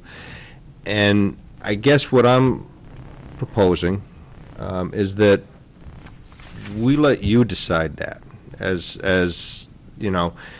if you've got scouts that need to do specific things, just say, okay, is there something that we can do? Maybe talk with the town administrator and see if there's some projects around that they could help out, or if they could adopt a spot or whatever. But rather than go through the contract process, what I would recommend is that we forego the fees for this 1 year. See how it works. Make sure that the scouts realize that they're responsible for leaving the area the way it was found when they have their meetings, just picking up after themselves, waiving the fee for that 1 year, and then potentially revisiting it to see if this is something that we need to address. I certainly don't want to see a situation where kids, whatever the organization is, don't have a place to meet. So without going through a contract process, where the council does have the opportunity to waive the fee. That's my suggestion, is that we waive it. Ask that the organization keep in touch with the town administrator to perhaps look for ventures that they could get involved in, and revisit it in another year. Okay. Does- That sounds like a good plan. I do have something, Girl Scouts have a sponsor program also, and I think it would kind of cover that. If I have a copy of it here and could show it to you, maybe that would do, so that you would have something in writing from us, this is what we'll do, or in general, you know, in exchange for our being able to use the space and that sort of thing. Mr. Winowski? I do have several copies if you all want to look at them. Is the Girl Scouts projects primarily, they have to be like a public service type of opportunity, or can, you know, what I'm thinking of is there's probably a lot of people out there who are watching this discussion and thinking, geez, you know, I can think of something where I have a small project that would be great for the girls to do. Is that something that we could look at? And obviously it'd have to be, you know, that you're not having the young girls doing, you know, some kind of work that, you know, you would normally pay somebody to do, but, you know, a service to an individual or a group that they can participate in, and at the same time, you know, still be able to meet their requirements for their badges and things. Generally, I think a service project, it's pretty open, but I can give you an example of some of the things that we do. We have 2 projects that all troops take part in. Each month, one troop will make little favors that go out with Meals on Wheels, depending on what the theme for that month is, so that they're helping those, you know, they're making the people a little bit happier with what they're getting and everything. And another one is where they take turns providing food for Rosie the iguana at the rec center. And so we have a list of specific foods that she can have, and then the troop leader, you know, says, okay, you know, these are the things that we need to get for her, you know, who can bring this, you know, and they take turns bring it there. Other groups have made blankets and made gift baskets for girls, the first girl born on October 31st, because that's our founder's birthday. And they make a whole big thing about that. I mean, that's kind of example. Other things are that they, we had a project last year because of the election of getting out the vote. Girls could, you know, put up signs and say voting place here, or they would give out people thank you cards for voting, or, you know, that sort of thing. It's usually some kind of civic thing where more than one person is being helped, except if there's a case where I think there was a girl who was very sick about 2 or 3 years ago, and it turned out she was a daisy. And there were Girl Scout groups that did a fundraiser for her family because she didn't have, you know, the girl was really bad off, and they tried to help her family pay the bills. So, but that's not something they can always do. Councilor Bergeron? Just one comment, I think in regards to the community service, you know, it's a municipal building, and we are providing service to them, so I think they should provide that service back to the community. And they would be happy to do that. Can we just make can we make a motion, or have, just to have? I got one more light.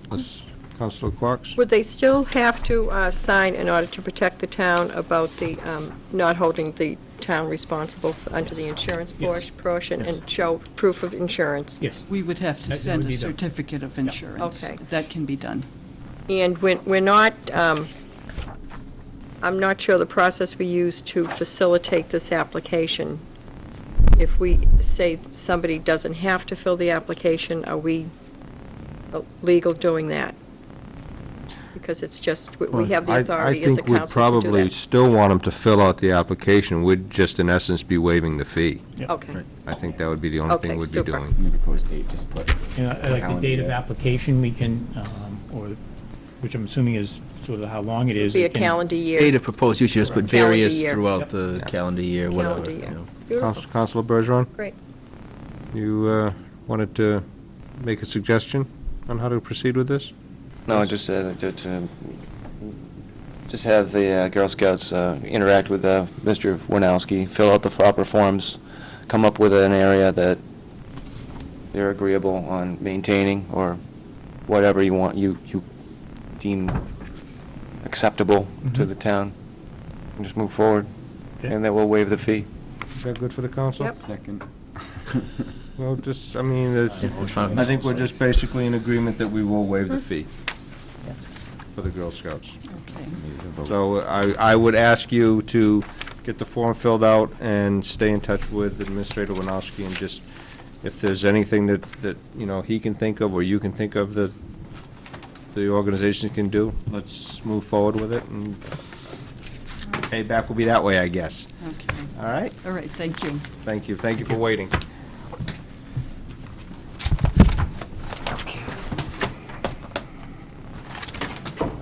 Number 3 is discussion of RSA 79E, Mr. Chinberg. I believe we did discuss this at a previous meeting, so, Mr. Chinberg, do you have anything you'd like to add since the last time you were here? Well, I was able to forward some information to Ed regarding other communities who have adopted the plan, and I believe he's distributed that to you folks. Yes. So I was just here to answer any other questions, or just hear what you folks had to say about it. Okay, I see no lights at this point, so I'll start. I've actually taken a look at this, and I'm starting to understand the concept and know what it's all about. I did have a discussion with the administrator, and it appears as though in some instances, it's like there's no increased taxation for over a period of years. And just one of my thoughts, just to throw it out there, is I understand the project you're undertaking is a large one. And I applaud that, and I'm hopeful that it'll move forward. But to go and not receive any benefits as a town over a 3, 4, 5-year period, or whatever the term would be, I think may be asking a bit much. One of the thoughts that I had was that perhaps we went with this type of a situation where we would waive the increased taxation for like year 1, and then a 25% increase over year 2, 25 more, till we get up to the 100% taxation over a 5-year period. Now, that's just a thought that I've come up with, going through the information that I've got in front of me. Maybe that's not something that can be done. I haven't checked to see if that's legal or not, or if that even works for anyone that may be wanting to use this.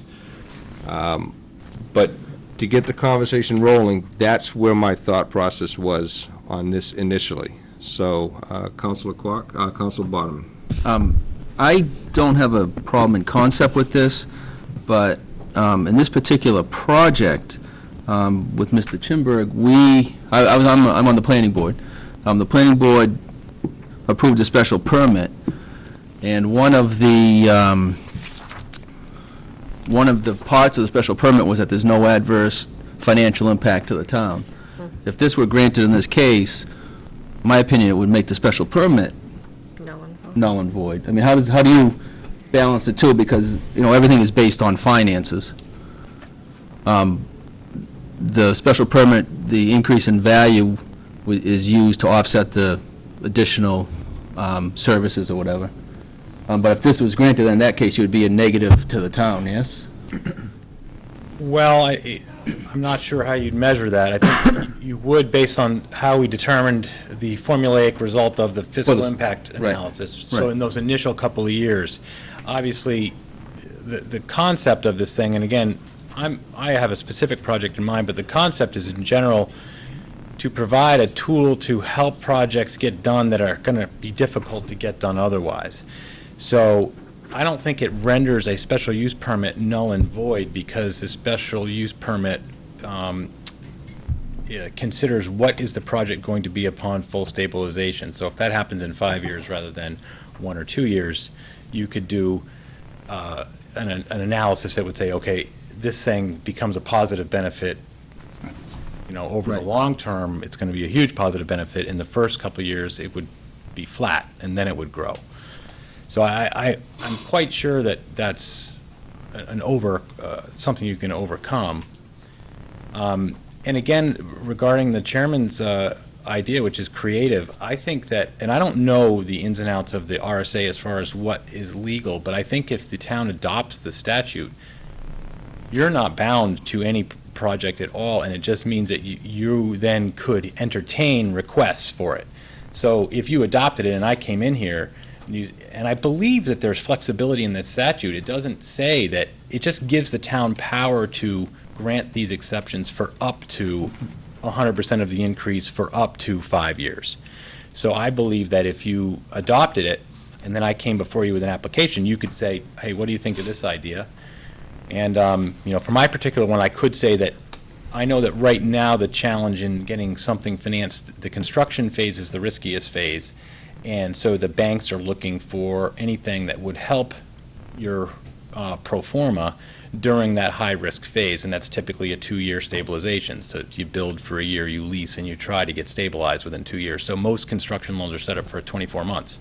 So I might say, okay, let's have the zero impact for 24 months, and then go 25, 25, 25, and then you're at the 5th year at 100.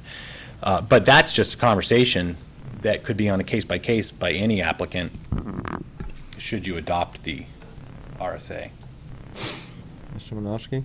Yeah, I guess in regards to the special use permit, RSA 79E7 talks about the public benefit, and it talks about substantial rehabilitation, and have the ability of the public benefit being to enhance the economic viability of the downtown, and enhances and improves a structure that is culturally or historically important on the local level. So I see it helping in that way, because if not, if we don't do something, well, our biggest fear is that we have these empty buildings sitting in the downtown area, which is not something we really want. So it would benefit and still meet the goals of what the permit is that has been granted to them. Boy, I think I disagree with that. Because the special permit was the biggest issue on the special permit was the fiscal impact of the town. Mm-hmm. But I'm not saying I think it would need to be discussed again at the planning board.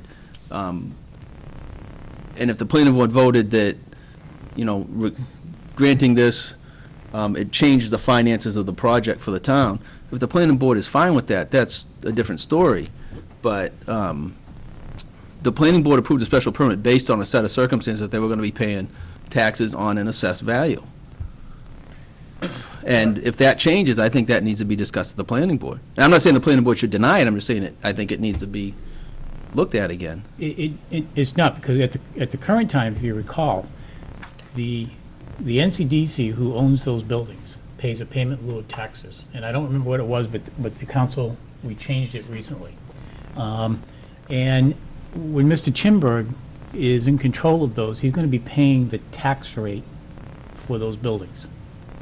So we're going to be getting substantially more than we got from the pilot, the payment in lieu of taxes, from the NCDC to what Mr. Chimberg is going to be paying when he is in control of that. So there's a benefit there, and that will continue to grow over time as improvements are made. It might be a little bit shorter, but it's still going to be greater than the pilot that we are currently getting from the NCDC folks. Yeah, and I don't disagree with that. I'm just saying, as far as the process goes, the numbers that were put in front of the planning board, if this is approved, are changing. And I think it needs to be discussed at the planning board level if they still feel the same way about the special permit. I could offer that were you to adopt this, and then I would apply, and that request would be made, that would be reasonable to me. One thing that at the planning board, at one point, the assessor said, well, should we do a sort of a phased approach and look at this over a long period of time? And I said, well, our current plan is to do it all at once, so we don't need to do that. So it was, day one, taxes are this, and in 2 years are going to be this. Right. If we just modified with all the same information and said, okay, we're going to look at it on a 10-year window, first 2 years, there's minimal impact, then more and more and more, and over a 10-year period, it's going to be this. So that would be an easy modification, and I think,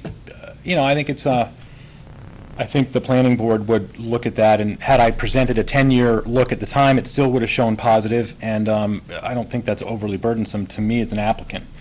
And I do think that I'm here sort of an advocate for the concept of the town adopting it in general, and then I'd be back, and you'd look at mine on a case-by-case, and we'd make whatever arrangement seemed reasonable, should you want to accommodate this project for me.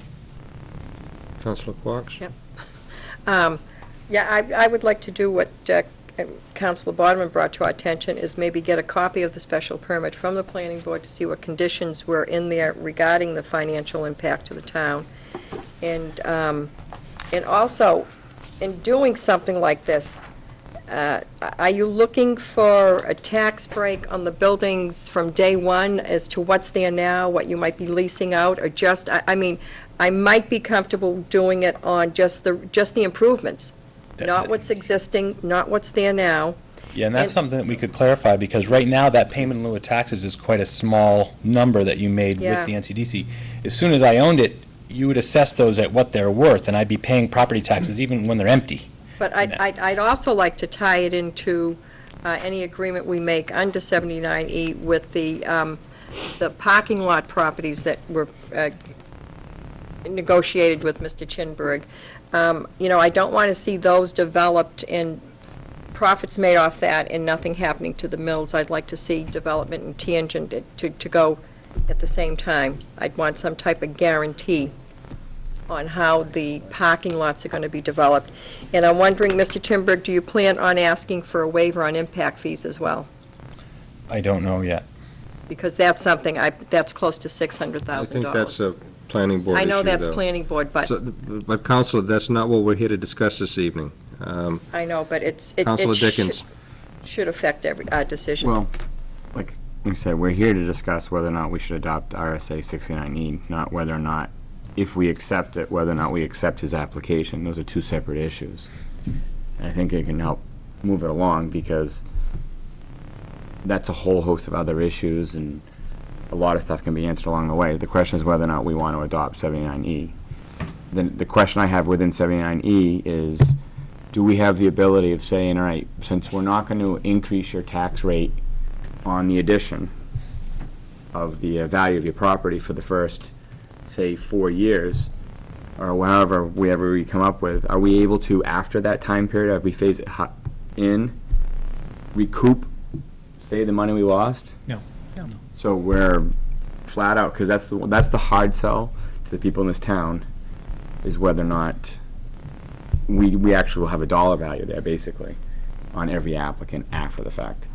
So I'm not worried about your project, I'm just saying in general, we have to sell that to the constituents, where if we see a project and we say, yeah, we're gonna, by accepting this person, we're gonna take a $100,000 hit, potentially. But it will attract, hopefully, new business and I get that, yeah, and that's the primary point of the whole reason that it was enabled by the state, which is there's so many of these properties that just aren't getting done, and people are looking for various components of, through tax credits and various things to help incentivize getting them done.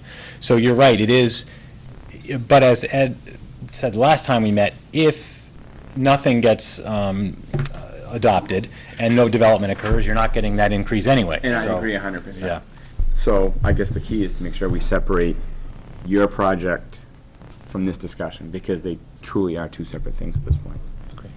Councilor Bergeron? That was my statement. We're talking about 79E. We're not even talking about Mr. Chinberg's project. We're just talking about whether we want to use this as a tool in the downtown, maybe for another project sometime. So I think we should just be discussing that this time. And when he comes forward, or if he comes forward with a proposal for his mill, we'd have to, consider that at that time. But we shouldn't really be talking about that at any length tonight.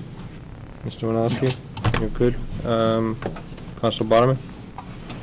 I just want to say that the way I read this, this is basically, the 79E is basically shifting a tax burden, reducing taxes for some people and shifting it to everybody else in town, because you still have the same amount of costs, yet, you're taking out a piece of properties that aren't going to pay as much taxes as they normally would. Is that correct, Mr. Winowski? To your best understanding of it? It's a fair statement, yes. But it's only for a Notwithstanding short whether it's period- good. Again, it's only for a short period of time. Right. Okay. Councilor Bergeron? And we created this tax incentive fund downtown to spur this sort of development, correct? Correct. So here's almost like another layer on top of that as well. I mean, we've already got a tax incentive fund, and now we're giving another incentive, so it's kind of like a double whammy when you think about it. I don't disagree with that.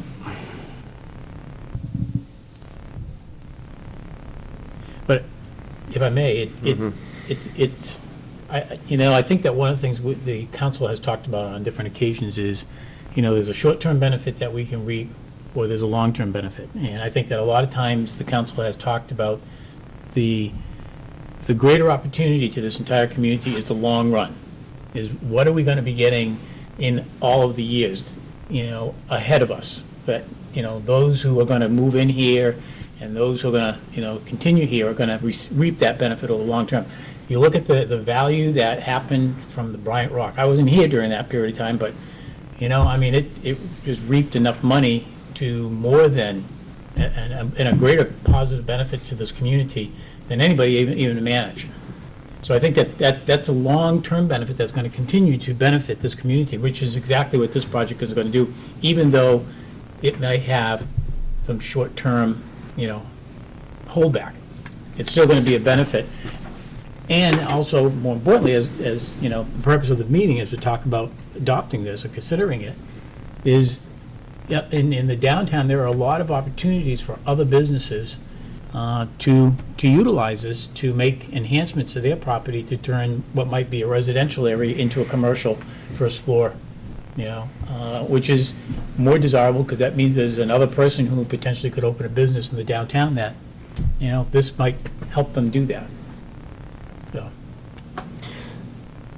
I'd like to just add a little bit to this, and from my perspective, when you made the statement that the long-term benefits are really what the town looks for, and I think that's what we need to be looking at, is what the long-term benefits are with anything. By adopting this, it doesn't make it specific to any one project, so we can look at each project that comes before the council as a separate issue.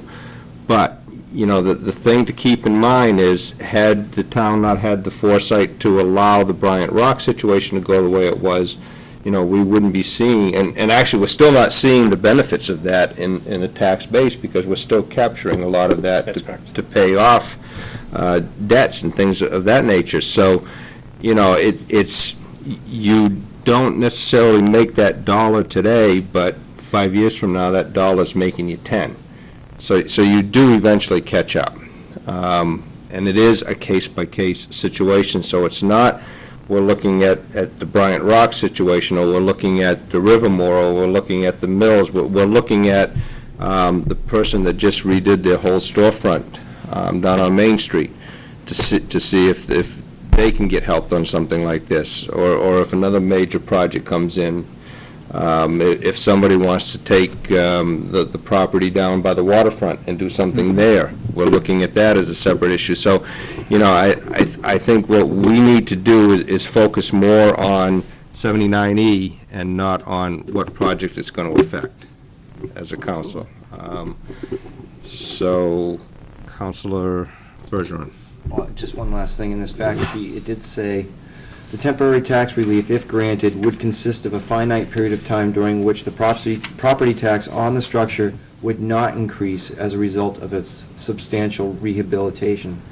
So I take that as saying that you can't increase the property taxes during that period of time that you've agreed on. So does that 20% a year or something, would that still be allowable? It's the assessed value that doesn't increase. So if your house is, or the business, or building is $100,000 currently, and you put in $75,000 worth of improvements, just you pay only on the 75, and then however the council allows that to run would do that. If it was 25, you might turn around and there's a percentage that comes back onto the tax roll, so it's $127,000 one year, it's $150,000 the next. So it incrementally goes up. I understand what he's saying, but it just says it would not increase during a finite period of time. Would not increase means nothing. I mean, well, it's on the original assessed value.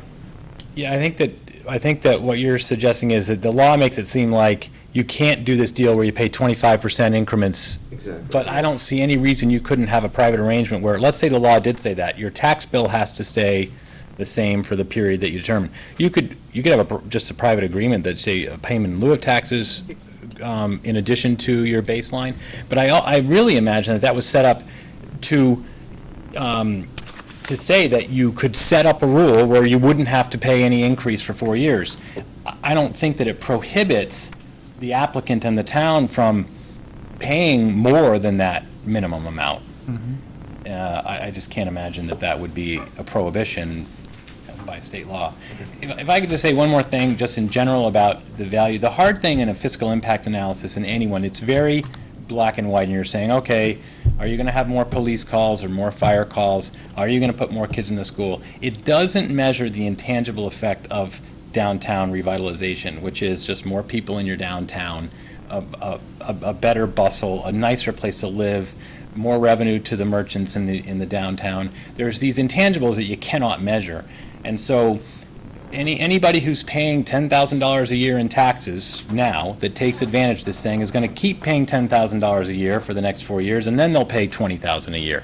So it's not taking anything away from the coffers. And even though you're not measuring an easy-to-measure thing like increased tax benefit for those 4 years, you're having the benefit of the town becoming improved for the long haul. And I think that's hard to measure, but it's very real. Councilor Dickens? Yeah, and I'd like to add that this also, with the pending or a change to our historical district ordinance, this gives the town council the ability to, if someone has something major they have to do on their projects, on their buildings downtown, the ability that if they have to cough up some money to fix or do it, that to meet whatever standards might be out there at that time, there is some relief there, potential there, that the council can provide to those people once, if that ordinance goes into effect. So it's another tool out there as well from that. And one step further, as far as the positive impact, is if it's a facility or a project like yours where there's going to be residential, not specifically yours, but in general, if it's a residential application, people are also coming into town, they're registering their vehicles, they're doing other, so there's a lot of other positive tax impacts to the town that go with it as well. So there is a net gain to the town to help projects like that go forward. Councilor Quox? Would we be able to put this to the vote on in May? Because I know a lot of people are really looking forward to getting some tax revenue from the downtown for tax relief throughout the town. And I'm not sure how the public would feel about granting something like this. So maybe it's something we could consider. I know Chairman LaBranche mentioned it a couple of meetings ago, that maybe the voters should decide on it. Says, I know it says that with the Right. town council form, you can do it, or it could be put on the ballot for Correct. voter approval, because everyone's concerned with the taxes, and, it's a logical thing to let the public have a say on it. Okay. What I would recommend then is that we take 79E in its entirety, okay, and at the business meeting, discuss it and see if we want to adopt it as a council, or if we want to put it on the ballot. I mean, we could make either decision. it would require, if the count, how many readings would this require? Does it require any readings? No, right? Because it's An RSA, an RSA, so it Yeah. doesn't, just adopt it. so Yeah. we would just be adopting it as a council or taking a vote Yep. of the public in May. Yep. So is everyone comfortable with deciding that at the business meeting in October? And if anybody's got any comments or any other suggestions, I'm open to it. If not, what I'd like to do is, The audience. yes. I will encourage you to speak, yes. Please state your name.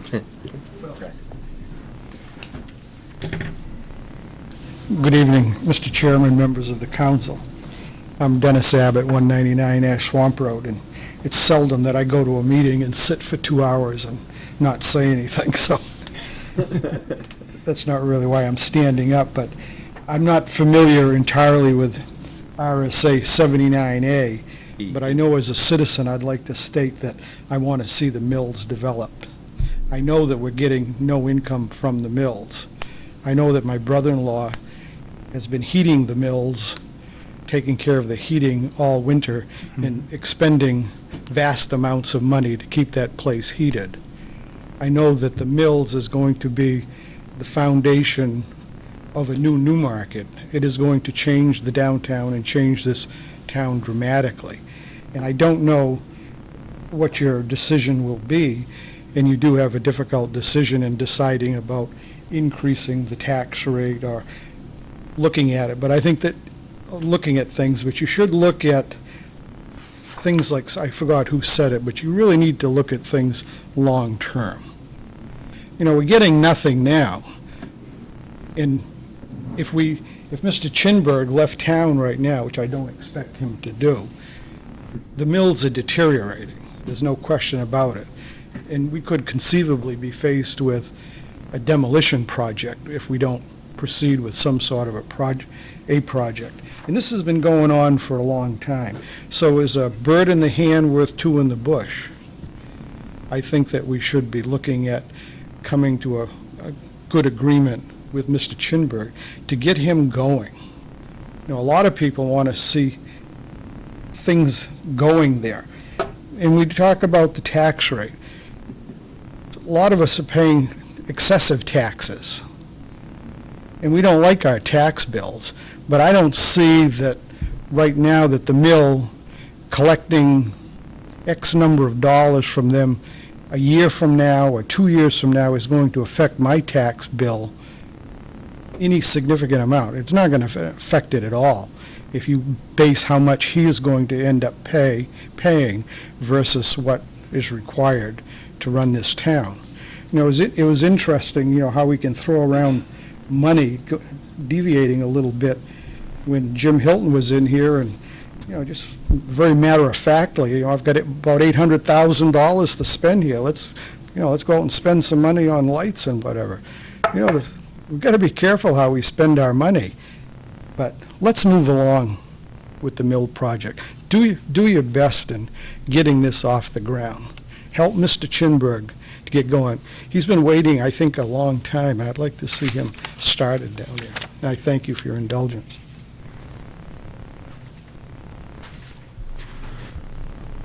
Okay, councilors, what I would suggest is that we bring this to the business meeting, October 7th, I believe it is.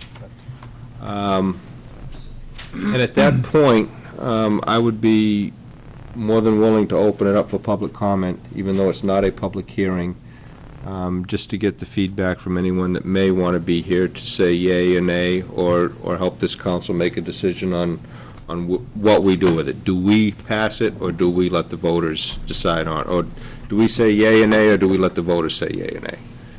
So if the council is good with that, that's the way I'd like to proceed with it. And we'll put it on early on the agenda so that we can get it out of the way, if there are people that want to speak on it. Okay, thank you, councilors. Thank you, Mr. Chinberg.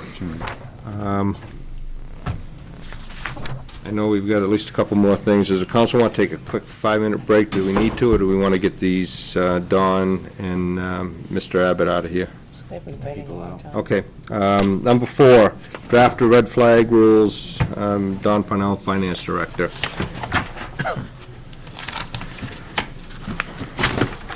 Another hot topic. As you may or may not remember, but last spring, we started talking about the Federal Trade Commission and the rules that they passed that were a result of 9/11 to protect identity theft. That's what the red flag rules are. We did talk about them briefly when the auditors were here. They had mentioned that the implementation for municipalities was put off from May until November. And I think during the evolution of this law was passed for credit card companies. You all know if you call up to get information about your credit card or your bank account, that you go through a list of questions that they have to verify your identity. And I don't think that they thought that this would ever apply to municipal water systems and sewer systems, but it does. So unfortunately, we have to implement this. The fines are excessive for not doing it. And I read through the fines, and I don't remember exactly what they are, but it was a lot of money. So, but we do have till November to do this. What you have in front of you is a draft. It's very similar to what you've seen before, those that were on the council in the spring. We've talked about a list of questions that we're going to have to implement. So somebody calls up for water or sewer information to verify what those are going to be. We haven't fully developed those questions yet. We have to put something in place that will make us reasonably certain the people we are talking to get a final read on their water bill are the people who own the property. And it's going to impact my department, the water and sewer department, and will impact the clerk's office. So the three of us are going to get together and put together a procedure in place between now and November to implement these. What you have in front of you has there's still a couple of typos in it that will be corrected before the final version, specifically the last page. First, the statutes of Minnesota. I'll take that out. I thought I had done that in the past, but I didn't. Guess I forgot to.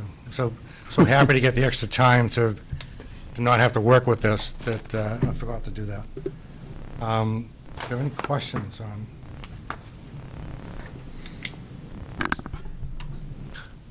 Councilor Boderman. I've got one question, and it's relevant to what we've been talking about tonight. On page 7, Don, talks about oversight, the program administration, and it talks about setting up an identity theft committee. Yes. Do we really think that that's necessary?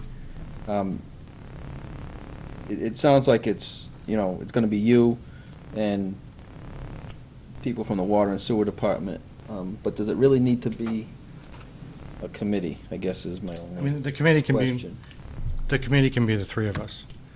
Myself, the superintendent of water and sewer, and the town clerk tax collector. That can be the committee. And I think that's effectively what we're going to do, is sit down and put a set of rules in place that we should need to follow. Right, but I guess wouldn't it generally function better if it wasn't a committee, if it was just, say, your responsibility to develop the rules, as, with help from obviously other people, but, the responsibility, I guess it's developing and implementing it, but, I don't know, that's just a question I have, do you really think a committee is necessary, or do you just do it a different way? I mean, either way, we can, okay. If that term committee bothered you, you can take that out of there and Call them a group. and just call it a work group, or Yeah, I mean, under the direction of the finance director. I think ultimately it should be your responsibility, because you give a committee the responsibility, you're giving nobody the responsibility. That just, My Not a way of major looking thing. at it is we're working as a team. Right. To put this stuff in place. Okay. Donna, was this recommended by Lansing and Heath, or? Yes, they've reviewed it. So that they have reviewed it. Has legal reviewed it? Do we need legal? We would need Do we legal send it off review to it, legal? correct? We I don't didn't, remember. we didn't send it to legal, but we can easily enough. Sure. Okay. I would suggest that would be the next thing that we do, if we send it to legal, and then if, you gotta have this by November? Yes, we have to implement it in November. Okay. You have a quick turnaround for the business meeting. Okay. So, I guess we could take a look at this at the business meeting, and after legal's looked at it, and pretty much give the sign-off on it, and, it's required, so it's not. Yeah, we have to do it. There's not a lot of gray area there that we can discuss. And believe me, it's going to probably create some discomfort, because now if somebody calls up to get information about their water bill, we're going to have to question them, so I know it's going to be a little bit difficult, but it's something that we have to have in place. Mhm. And there's not an awful lot of information that we can ask. So we really have to focus on the situation, and it may even mean, and we talked about this briefly, changing so a realtor can't call up and get a final read unless we have something in writing from the property owner saying that it's okay to do that. And that happens now. Somebody will call at the closing and say, I need a final read. They'll call from the closing, actually. And I think it's a case where you know when you're going to close on the property, and if we need to notify them somehow that if they're going to do something like that, they need to let us know in advance so we can put things in place so they can do that. Let's just get it through legal, and then we'll bring it back into business in October. Great. Okay? Thank you. Thank you, Don.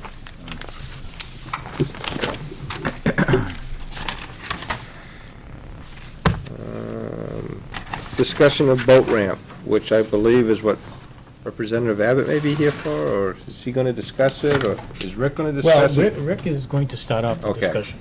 Okay. Mr. Malasky, good evening. Well, quite some time ago, like almost 2 years ago, I think now, but Fish and Game came before us, and we met with them on several occasions, and they were going to redo the boat ramp on Water Street, which included the entire 42-foot opening of the boat ramp. And now that is down to 12 feet of boat ramp, and they're just going to kind of leave the rest of it due to money constraints. There's formulas they use versus parking, and we're going to have to give them so much of the parking lot, so we're suggesting that we don't move forward with the project and we do it ourselves and redo the whole boat ramp. That's it, pretty much in a nutshell. I can describe the plans now versus the plans before, and Right. I know we briefly touched on this, I believe, at the last meeting, and I think we were looking for some rough dollar figures if we were to do this project. Do we have any feel for that yet? Because it's kind of hard, for me to be sitting here and make a decision on whether we're going to let Fish and Game do it at, in essence, no cost to the town, even though it's not the whole area that we currently use, or if we're going to have the town pay for it. what they were looking at doing is putting a couple of floats in. I call them floats, but we have a bunch in the pit from the Heron Point project, so we have a lot of the materials in hand. As far as redoing the ramp itself with like materials, if you're familiar with the Piscassic Street boat ramp, we did that a few years, well, several years ago now with a grant. But it's basically stabilizing the boat ramp. You can't get down below the low tide mark. If you look at the ramp now, low tide goes 100 feet out towards the river. This would end just about at the retainment wall. And it's not, I don't have numbers, Mike, but you're not talking, less than $50,000. I'm very confident in that. And we have a lot of the stuff already, so we could utilize the floats that we have if we did something similar to what Fish and Game proposed. As far as the drainage, we did a lot of drainage improvements when we did the the project on Water Street, with the catch basins and curbing and things. There was some drainage improvements they were gonna make with just riprap down the sides, was what they had proposed. Councilor Bergeron? I was gonna ask you about the Piscassic Street, because I go by it a lot when I'm out boating, and I was wondering if you maintain that. You installed that, or? Yeah, we town did that, we did that with a joint venture, I believe the Conservation Commission was involved, and there was, another entity involved that assisted with that. So you're comfortable doing the boat ramp? Yeah, that's not a, You feel like you got most of the materials to do that? You had something lying around you could use? as far as the docks, as far as stabilizing the ramp itself, we would have to purchase those materials, but we'd be able to place them. It's a friendly site, you have the low tide, we wouldn't have to, up, down here, we had to put in cofferdams, we had to get cranes, excavators, that was quite a little project. This is a lot more simpler, because we can work with the tide. What about permits? Permits, I believe there's already been a process started for the permits, I don't know how long they were good for, but they've done a lot of the, the planning and A lot of that's already in survey, so those aren't big costs to incur to get permitting to do what we would like to do there. We're not doing any dredging or anything like that, we're just gonna go from the high tide mark down to where the retainment wall ends, and that's essentially all they were gonna do. You really can't get into that area of low tide that goes way out towards the fish weir. You wouldn't be able to do anything there. It's still gonna be not an all-access boat ramp. Councilor Quarks? Rick, when and if, say if Fish and Game was going to do it, and they were just going to put that 12-foot section in and just put riprap down the sides, then we'd still have to fix what's broken down there, right? We'd Yeah, still have to it would do remain, as is. other than the 12 feet, everything else would look like it does today. And when we were down there Thursday, I mean, that whole left side is all eroded because there's additional sheet flow from all the construction that's been down there now, and that left side's just completely eroded. In the left side's, their proposal now is to do the 12 feet off that retainment wall, 12 feet out. 12 feet off And that that's wall. it. No more, no floats. Before it was 2 sets of floats. It was going to be, it's a 42-foot opening, 30 of it would be boat ramp with floats, and then the other 12 feet, 6 feet on either side for drainage. So even if we had Fish and Game do work, the town's still going to incur some costs for doing what they don't do. That's And correct. then Or you would leave it like it is. I'll leave it the way Which it is an is. erosion issue. There's issues there now that Yeah. need to be addressed. Councilor Waterman? I have a question for Councilor Bergeron. Mr. Mulaski said earlier that the other ramp was done in concert with the Conservation Commission. Do you think there's any value in asking the Conservation Commission if they're interested in helping rebuild this one? Well, it's associated with, I shouldn't say it's associated, but it is adjacent to the Shanda Park, which Right. the Conservation Commission's in charge with. If I'll certainly can bring it to them, and we've never discussed it. We've always just, been told that Right. there are improvements going on, but I don't, I'm sure, what you're saying, like a partnership between the Yeah. town and the Conservation Commission on doing this? Yeah, absolutely. Well, I can bring it to them. I couldn't answer for them, but if they like it, I can bring it to them. I imagine the biggest concern here is, this is something that I've looked at, it looks like it needs to be done. It's a matter of where's the money coming from. Well, I believe before, Council Bowman, there was a grant involved, and I think that's how the Conservation Commission was involved. They applied for this grant, and then in turn, the town had to we supplied equipment and labor and stuff to do the work, but it was more for materials. Right, well, maybe we could do the same thing, is what I'm saying. But I'm not positive if that's the Sure. case, but I recall.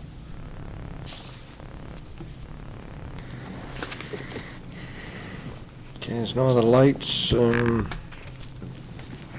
Councilors, do we have any, where do we want to go? Yes, Representative Abbott. Sorry.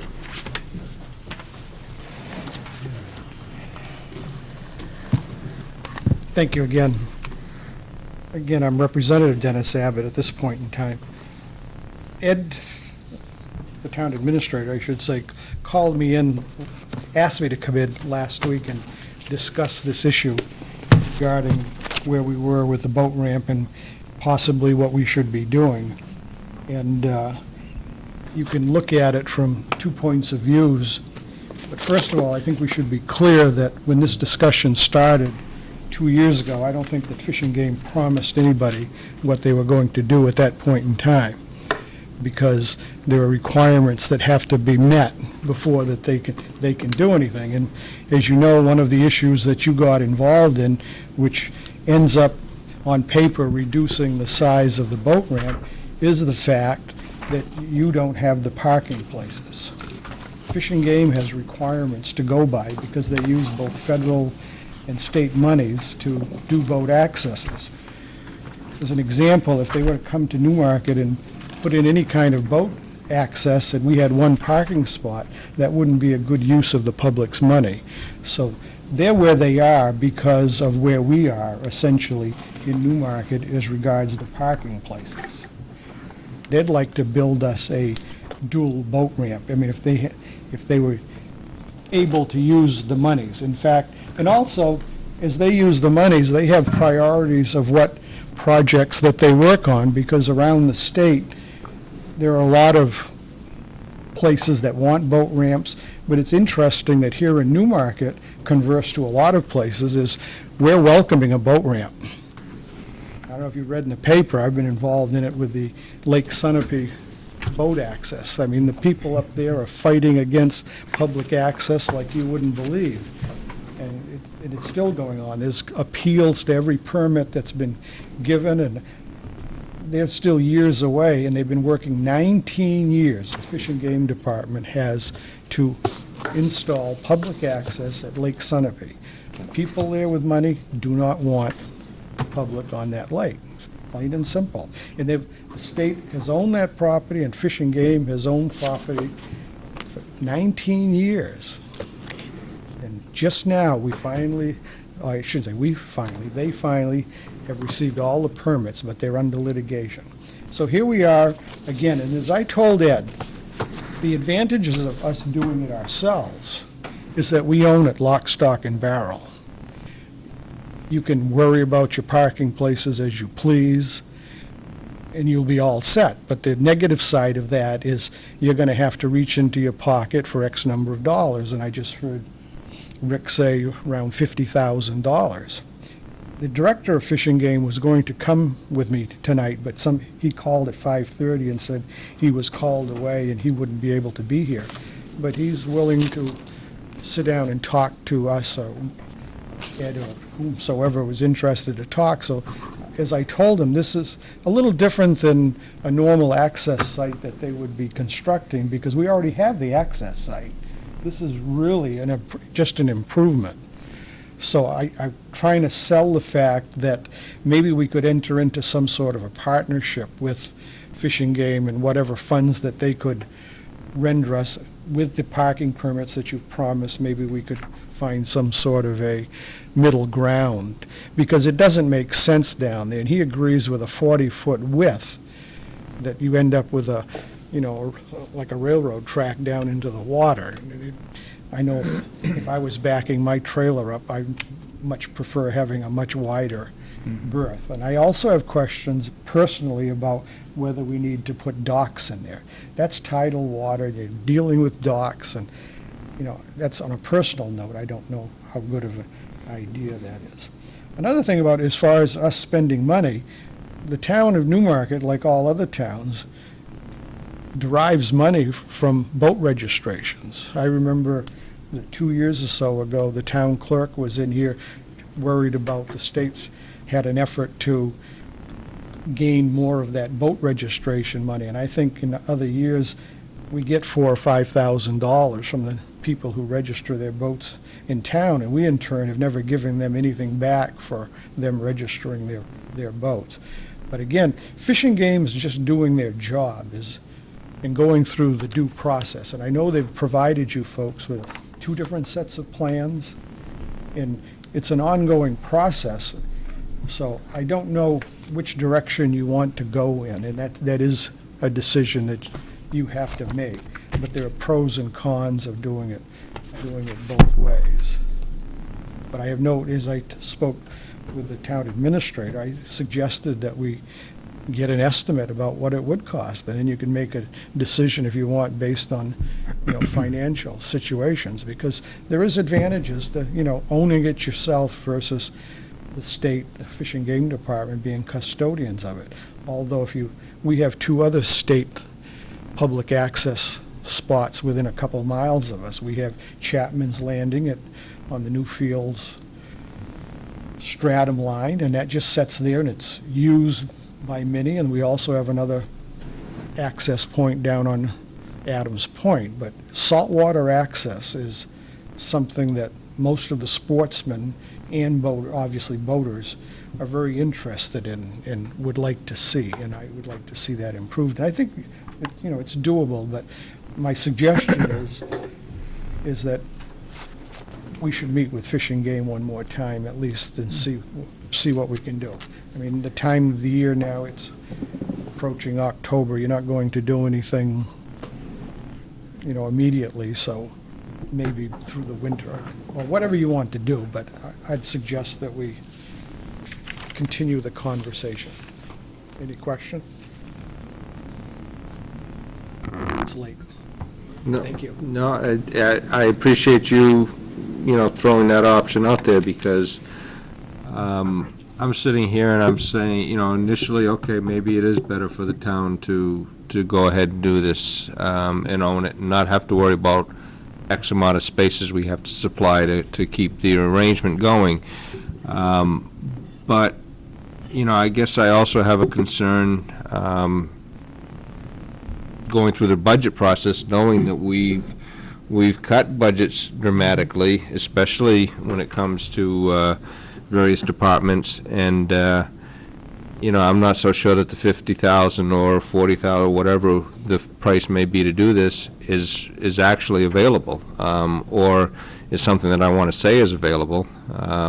I think we need to take a hard look at that. So I appreciate the offer to meet once again and discuss this, and I would strongly encourage that the administrator would do that. The issue is high on their list. I know that because I deal with Fish and Game, weekly, and I know it's high on their list. And I've made sure that it's high on their list. So I think we should. Another thing that Rick touched on, and I don't know the answers to, is what permitting process we would have to go through. I'm not sure that there isn't a permitting process that we might have to go through with DES. It's probably the same that Fish and Game is probably in the middle of right now, but if we suddenly decide in the community that we want to do this, we may have to suddenly be applying for permits, because I know that you don't work in water, on water, around water without getting DES permits. You just don't do that. So, Mr. Winowski? Yeah, I think it would be a great idea for us to sit down. I think that part of the discussion that would be beneficial if there's a participation, how we can work together, but also to be able to use the permits, because that's a valuable piece that I'm sure there would be, and we don't need to reinvent the wheel if they've gone through that process, but I think there's always the opportunity that we can work together on that, make it better than it is. yeah, they're being very cooperative. They're not being uncooperative, but, I've said it several times, but they do have rules and regulation because they're using taxpayer money to do this, so. Okay. Sounds good. Councilor Bergeron?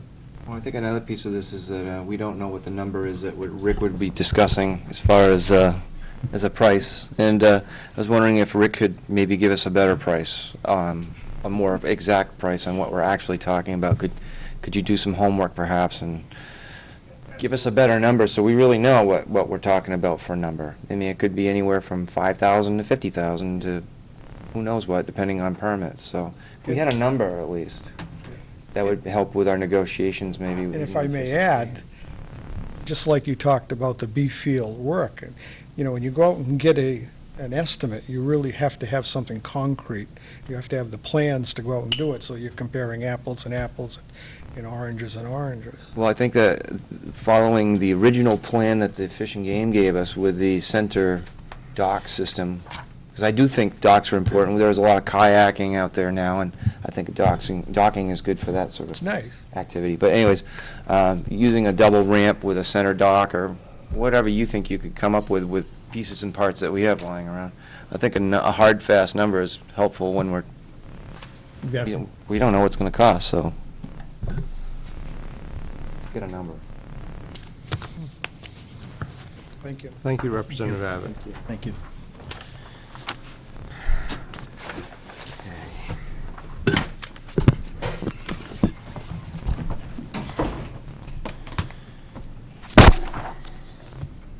Number 7, review of town administrator evaluation form.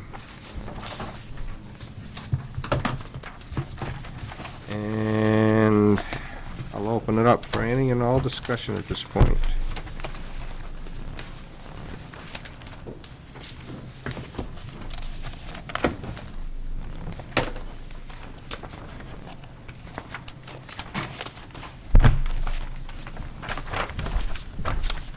Okay, seeing no lights, does that mean that we're prepared to adopt this as the evaluation form? Because I am going to look for a motion to get this accomplished this evening. Counselor Bodeman. Yeah, I'm comfortable with it. I know at the last meeting, we discussed eliminating item 7, which was a safety issue. Yep. Other than that, I'm fine with it. I think it gives us a good document to work from.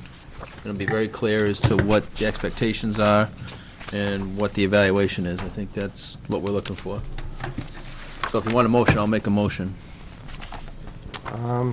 I'll take a motion right now, and we make can a motion- discuss afterwards. Make a motion to accept the town administrator's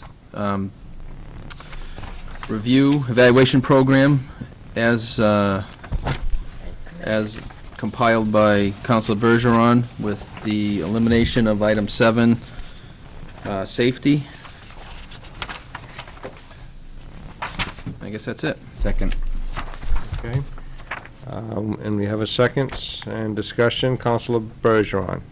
My only comment to that is on 7, or any of them for that matter. I think as we discussed last week, if you don't feel that you can answer the question because maybe you don't have knowledge in that particular area, there is an NA section for every single question, so you can just NA that if you wanted to.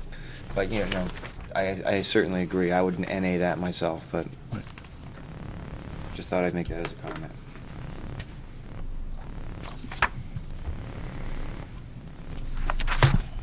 Any other comments? Okay. Let's take a vote on accepting this evaluation form for the town administrator, please. Council Carr. Aye. Council Minutelli. Aye. Council Botham. Aye. Council Quox. Aye. Council Dickens. Aye. Council Bergeron. Aye. Chairman LaBranch. Aye. Okay, now that we've adopted it, what I'm going to ask is if the town administrator could have, perhaps Kathy, get some clean copies done on this. Yep. Get them to each counselor. And just to discuss this a little bit further, let me just check. How does the council feel about trying to finish off this meeting this evening? I mean, things did go a little bit better. We're not going to do the tree ordinance. We will probably do, we've briefly discussed the committee dissolution. So, all right, let's see if we can get this done. What I'm going to ask the councilors to do, though, is I don't know how quickly Ms. Castle can get this to the councilors. Could she do it as early as tomorrow? No? I believe so. Yeah. No problem. Okay, Council Bergeron. I just wanted to remind Town Administrator, Mr. Warnowski, that there's 3 parts to that. There's the Town Administrator Evaluation Program overview, the form, but also your position description should be included with that, just so they have something to refer to. The whole document. Okay, thank you. Okay, was that it? That was it. Okay. What I'd like to do is if we could have this to all councilors by Monday, the 21st, okay? That gives Ms. Castle tomorrow and Monday to get it all together. I would ask the councilors to be picking it up by the 22nd, working on it, and getting it back to us the 30th. That gives you like 10 days, almost 10 days, 9 days. Who do we give it to? You can put it in an envelope, mark it confidential, and give it to Kathy, and she can stick it in my mailbox, mine or the vice chair's, it doesn't really matter. So that'll be the process for getting them filled out, time frame, getting them done. At that point, the council will be able to discuss it at the business meeting on the 7th. And I guess I'd be asking the administrator, and you don't have to answer it right now, but if you'd want to be present or not during those discussions. Don't put me on the spot. Well, you don't have to answer it right now. Well, I was Okay. just, I can answer it. I think that it's important for the council as a whole to discuss that. Okay. So amongst themselves, and then after that, sit down with the council and review it. Okay, so 10-7, we will hold a non-public. Would the council like to do the non-public earlier? Maybe 6 o'clock that evening? Can everyone make it for 6 o'clock? 6, yeah. All right, we'll hold a non-public on 10-7, 6 PM, to discuss the administrator's evaluation.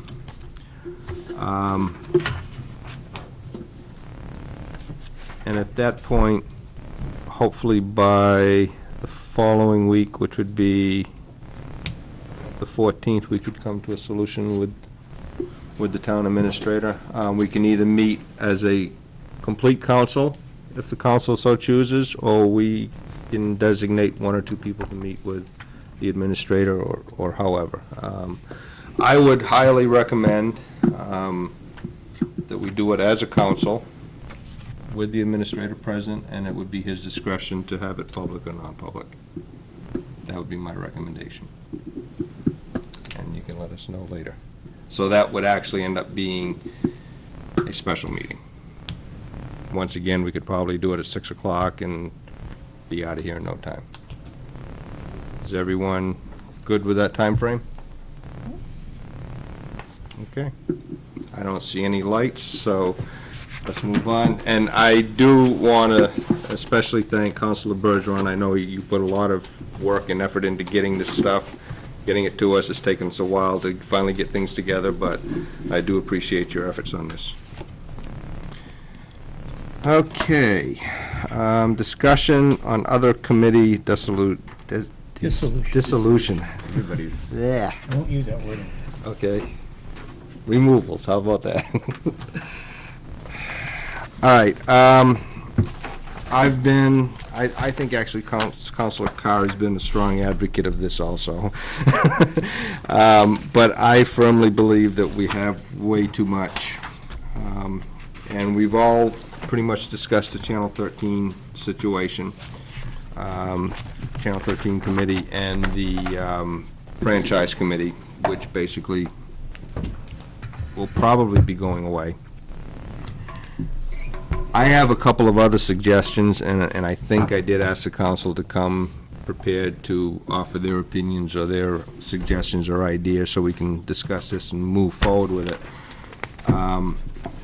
I have seen the Energy Committee as a struggling committee, people-wise and meeting-wise. The Audit Committee has been the same thing, people-wise and meeting-wise. And I've also taken and would like to find a way to perhaps incorporate the Clock Committee with perhaps the Riverwalk, perhaps the Downtown TIF, incorporate it, make it a new committee, losing the other 3, and basically having it a Main Street committee or something to that extent. You know, memberships are obviously up for discussion, but those are my initial reactions for what we could possibly do. And with that, I'll let other councilors have a stab at it. Anyone? Councilor Bodeman. Just looking at the committees that have openings, and you mentioned it's the Downtown Business TIF Advisory. They have 6 members and there's 3 openings, and they only meet as needed. I would think that that's one that we could eliminate, consolidate, like you had suggested, into some of the other, kind of incorporate some of the other duties into one committee maybe.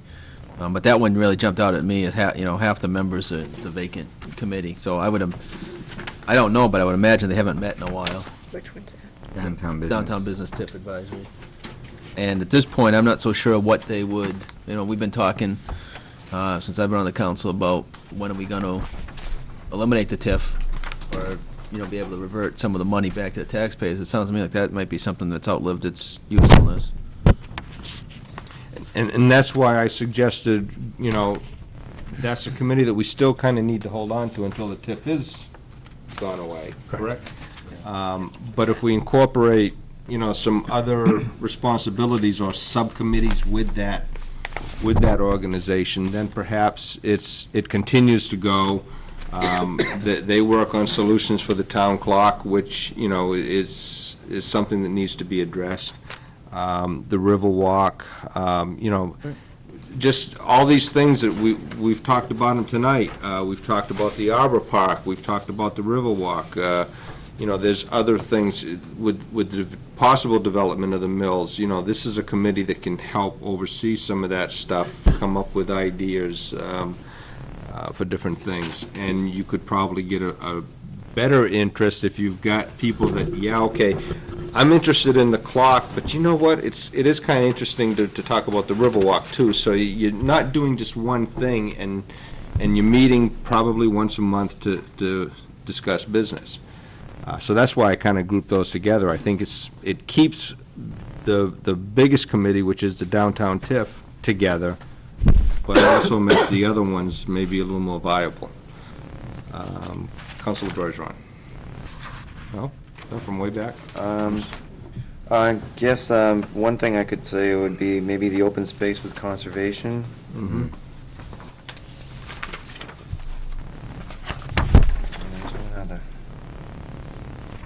What was your original one? It was Riverwalk, Clock, and what? Downtown TIF. Downtown TIF. Yeah, and what I had suggested was, obviously, we've talked about losing Channel 13, cable franchise, and I think we need to look at Energy Committee and Municipal Audit. We could also do tree with conservation. Yes.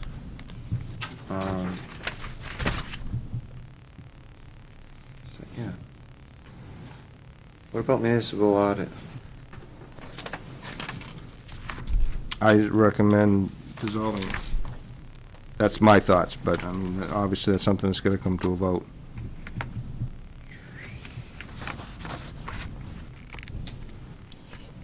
I pressed for me. You all set, Counselor? For now? I am, thank you. Okay, Counselor Quox? Yes, I don't know if I would disrupt any committees that are in good standing, that have been making meetings and have a quorum and been doing their work, and one of that is the Riverwalk. I mean, I wouldn't upset that. You have people like Mike Provost on that, that's absolutely phenomenal and knows what's going on, and it's been a long-term project, and I'd hate to see that group divided up. I mean, to do stuff like municipal audit and other committees that aren't doing what they could be doing because of membership problems, when you have a committee that does have the membership and is doing the job, I suggest leaving those as is.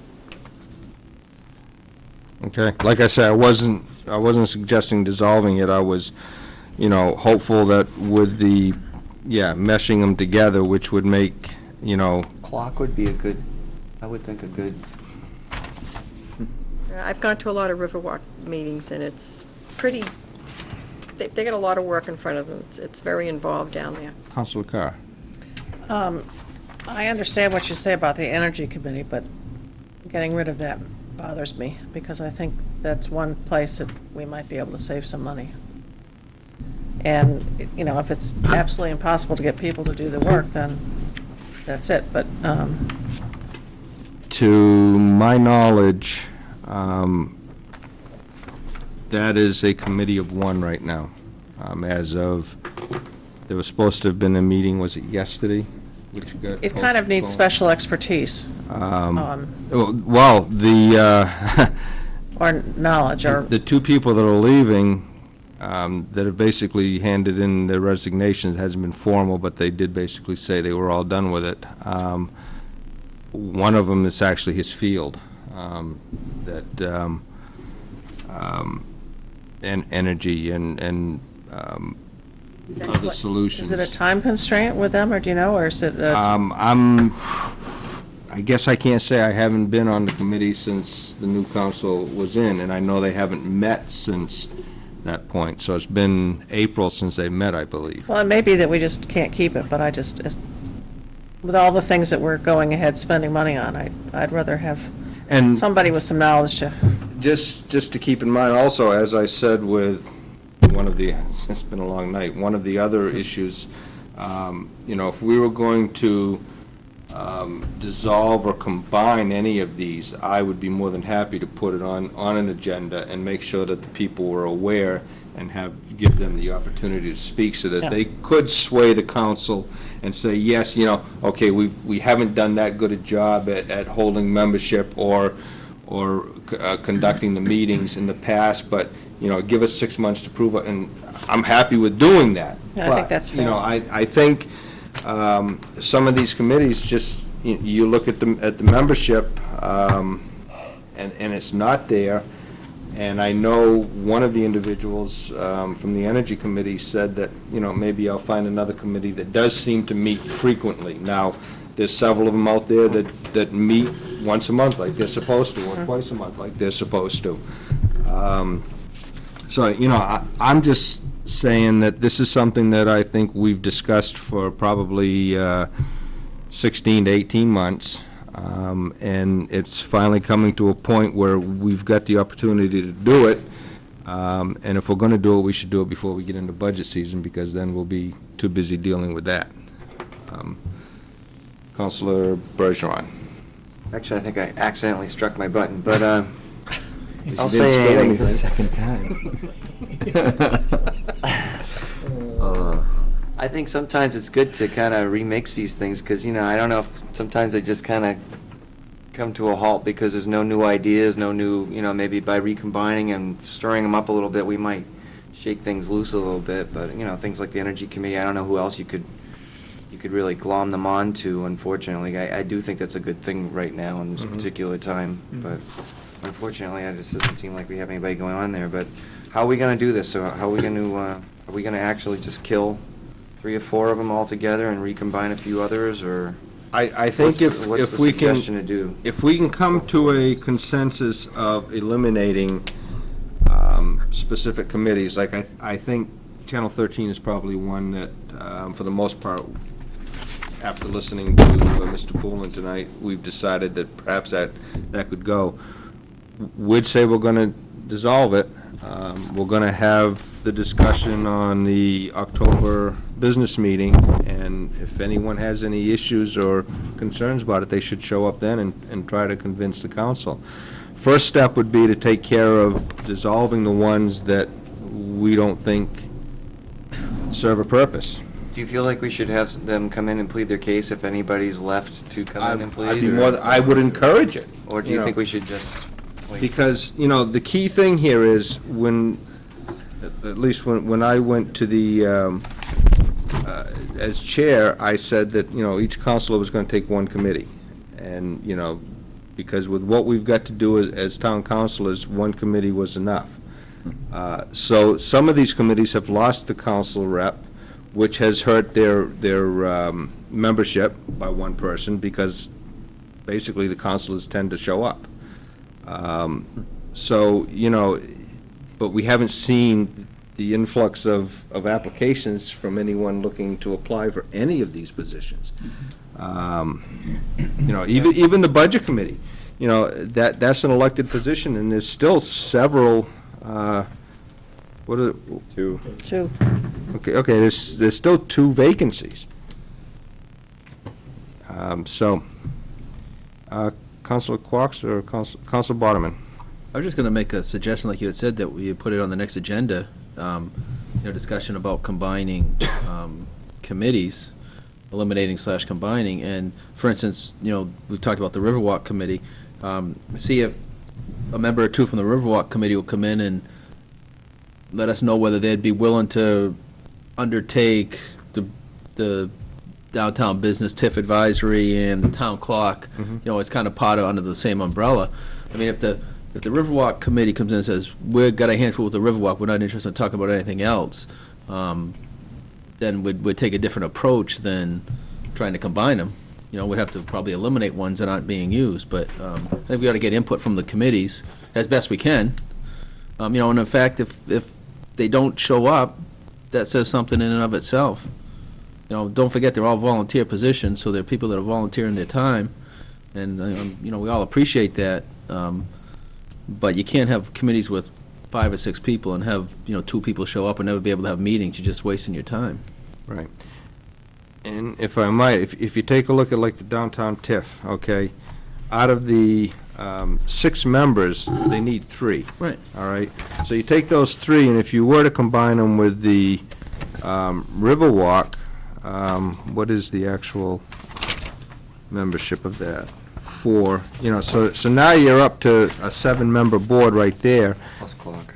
And the clock at this point doesn't even have anyone. So, it's kind of like, okay, listen, while you're discussing, the Riverwalk and while you're discussing the downtown TIF, which obviously doesn't have to get discussed that often, Right. can you look for a solution to maybe getting the clock fixed or I agree. So, and like you say, okay, if Riverwalk comes in here and pleads a strong case to keep it out there by itself, then fine. Right. I have absolutely no problem with that. But what I'm looking for is to get committees where we have basically 5 members on a committee, a couple of alternates maybe. We have the ones that I've established as town council as being a rep to. Some of them are required. So, just moving forward to try to cut them down and make things a little more streamlined. I couldn't agree more. I think we ought to move on. Yes? Okay, so do we list do we list specific committees as being cut, or do we send out a letter to each chair saying we're going to be I mean, obviously, we're not going to do anything with, at this point. You have to invite them. Yeah, but like Budget Committee, we can't do anything there, we can't do anything with CIP, there's some You board. can't do anything to the cemetery. Yeah, Right. so, but we should probably ask Kathy if she could get a letter out to the chairs of each of these committees saying that we're gonna have some open discussion on combining, The dissolving. organization, right. Yeah. Yeah. Streamline. And we can do that as Good word. a Streamline. special meeting if we had to. Yeah. Streamline. I guess what I have here is municipal audit, and it doesn't matter whether it's combining or whatever, it's municipal audit, energy committee, Riverwalk, downtown TIF and clock, Channel 13, conservation, open space and tree. Cable and- franchise. Was that? Cable franchise? Cable franchise, I had that one. Those are the ones that the council has talked about this evening. Right. And we can get a letter out and invite them to the 7th, if that's what you want to do. Could be a big Do we meeting. want- Or do you want to make it Do we want to do it on the 7th, or do we want to? do it on the 30th? On the workshop. How much else do we have on the 7th? A lot? On the 7th? Well, we've done a lot of the footwork tonight. Well, yeah, there's going to be several resolutions and there's a few public hearings. Okay. Yeah, it's with discussion, too. Maybe what we want to do is do it on the 21st. 14th, after, Okay, coming in- councilors, can we do it on the 14th? It'd be an extra meeting in October. Can everyone make it? I know you may have work issues. Well, we have a special meeting that night anyway with the town administrator. right, and that's what I'm saying, is that, 6 at o'clock, conclusion yeah. of that, Yeah. We can meet with you at 6, and then we can, yeah. Yeah. Because I don't expect this would be a long meeting. You know, we might get an hour and a half out of it.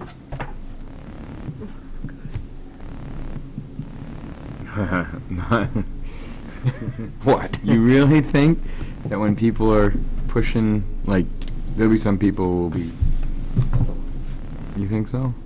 You can only say something once before, you know, all of a sudden it's, we heard that, okay, you know. Don't let them talk.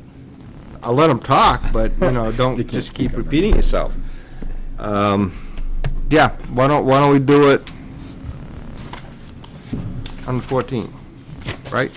So Everyone should be available, with the possible exception of Mr. Constable Bergeron. Okay, all right, I would appreciate it, but if you can't, I totally understand.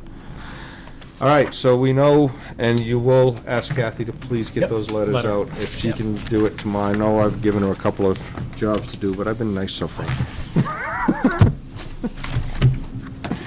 Yes, you have. I've asked you to give her a couple of jobs, I'm sorry. All right, revision to vacation policy, personnel policy. And I guess, Town Administrator Winowski, you probably can lead this one. Yes. I think I understand where you're coming from on this, but. During, I guess it was I think it was 2 years ago now, the council amended or adopted a revisions to the personnel policy. And one of the things that we did was to, the council reviewed the personnel policy vacation time and moved from a program where all employees on January 1 receive all of their vacation time.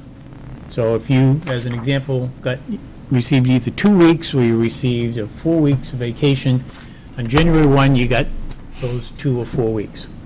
You use them up during the year, you're allowed to carry over, I think it was 80 hours into the next calendar year. We talked about, and the council adopted, going to an accrual basis system, where in this calendar year, on January 1, you received your allotment of vacation time, and then the rest of the year, you accrued vacation time based per so many hours per month on the total amount that you had available. The problem that we've come up against is that, and I'll use myself as an example, I received 4 weeks of vacation a year. The end of last year, I carried over I carried over 80 hours, 2 weeks. So I have 6 weeks of vacation on January 1 that I have, and I'm accruing another 4 weeks. It's kind of impossible for me to get rid of, 10 weeks, 8 weeks of vacation, and several other individuals on the non-union side are up against the same thing. And so what we've talked about and would like the council to consider is a program that says at the end of this calendar year, those individuals who are on the accrual basis system can carry over not more than the total number of allotted hours or weeks that they receive in the year. So I can't carry more than 4 weeks into the next calendar year. And by the end of calendar year 2010, the most I can carry over is 80 hours. So it gives me a little bit more time to get rid of those extra hours. Many of us are going to be taking vacations. Some of the individuals are hunters and things with the holidays coming up. There's people who take time off, so it'll be reduced. But we all feel it's a much better way for us to ease into getting back to where we should be, because it just seemed to come up against it pretty quick. So, and I have put a policy there for the council's consideration that says, in the first year, 2009, of the transition to an accrual basis for vacation time, employees shall be allowed to carry over not more than a year's time based upon their years of continuous service into the following calendar year. In the second year, 2010, the employee shall not carry over more than 80 hours of unused vacation as of December 30. And then after that, we would naturally fall into it, and thereafter, by virtue of the policy, it says you can carry 80 hours, if that's what you want to do, into the following year. So I'm just asking the council to consider approving that change to the personnel policy. And actually, it'd be just an amendment and would go away after 2010. Okay. Counselor Quox. So an employee can never have more than 80 hours of unused vacation from the previous year. They can't keep adding to that In 2000, at after 2010. 2010. At the end of the year. Yeah, in 2010, on January 1, I can have 80 hours that I carried over, and then I still accrue. Your 4 weeks. Yeah. Your But 4 when it comes weeks. to the end in 2011, I'm back to 80 hours If or you didn't 40 use- hours. If you only use 3 weeks out of the 6, you can only carry over 2 weeks. Yep. Okay. And, you know, it's an easier way to work it, so. That's it. And what does it mean, based upon their years of continuous service? In other words. That just tells you. I receive 4 weeks vacation. Okay. But can All right. only carry over 4 weeks. Okay. Mr. Boderman? Counselor Boderman? Two things. One, I think this is just a change, this is due to the change in the policy of how it was accrued. Right. Before, if you started work on January 1st, and January 1st of the next year, you'd get your vacation for the year you've already worked, right? It was done in You're arrears, accruing it. right? So now but you're getting it after the fact. Right. The second thing is, what happens if you don't use your vacation now? Is it use or lose, or do Yes. you have an option for the town to pay you for it? Or The- any employee, does any The employee have way that it option? is, it's a use or lose. Okay. I lost 8 hours when I went into this calendar year because I had 88 hours. So, I carried over. I personally think it's a legitimate change. I think it's something that nobody thought about when the changes were made. You know, it's a hiccup that just needs to be corrected. Okay, so what do we need to do? If the council would be willing to adopt a motion to add the amendment to the personnel policy as written or proposed. Chair, can we make amendments to the personnel policy while we're under negotiations with, we can, okay. Because this only covers Yeah, the it only- non-union personnel. Oh, okay. Is time sensitive? Yes. For a lot of employees. Mr. Boderman? Counselor Boderman? Are you ready to entertain a motion? If the council would like to make a motion on this, yes. I'd like to make a motion that we accept the revision to the vacation policy as written. Second. Discussion? Seeing none, I'll ask for the vote. Council Carr? Aye. Council Minutelli? Aye. Council Waterman? Aye. Council Quox? Aye. Council Dickens? Aye. Council Bergeron? Aye. Chairman LaBranch? Aye. Okay, next on the agenda is review of minutes from standing committees, and I guess basically, if no one has anything pressing, we'll just let this slide. I'm trying to help you guys out here, okay? I mean, if there's something that someone's supposed to bring to the council, that's fine. If not, we'll move on. Okay, moving on. And just for the record, we'll do the minutes at the next meeting, that we didn't do at the beginning of the meeting. Get them out of the way next time. Old business, new business, and agenda items. Anything from Councilor Quox? Generator, audit. Where is it? It's, Julie is just finishing it up and should be going out in the next few weeks. I've been hearing that for like 2 True. months. And she, you know, between the work that she's been doing down on her primary job is the downtown TIF. Okay. And that's what she's been working on. She worked with Rick Malasky the last few days to get the heating oil bid out. So that's out there. But that's her primary thing, and she's been wading through a document that thick to try to What synthesize it down to a reasonable. What about the energy audit? Are we getting, weren't we going to get someone to come in? and Clay do Mitchell is supposed to get us a document relative to that, what they did. Did he do the audit?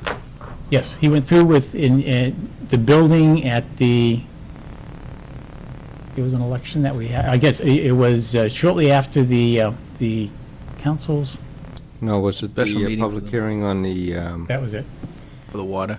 on the water. He- recharge? Yeah, Yes. he and his associates went through the next day, they came through, they looked at all the different things. In the town hall. At the town hall, and it needs to be written up. And that was, when did we have that meeting? I just want to figure a timeline. That was over 2 months ago? I would, Yeah, about. just I'd about say 2 about months. that. So if you can give Clay a call and we'll do that. rattle his cage a little bit. Winter's here.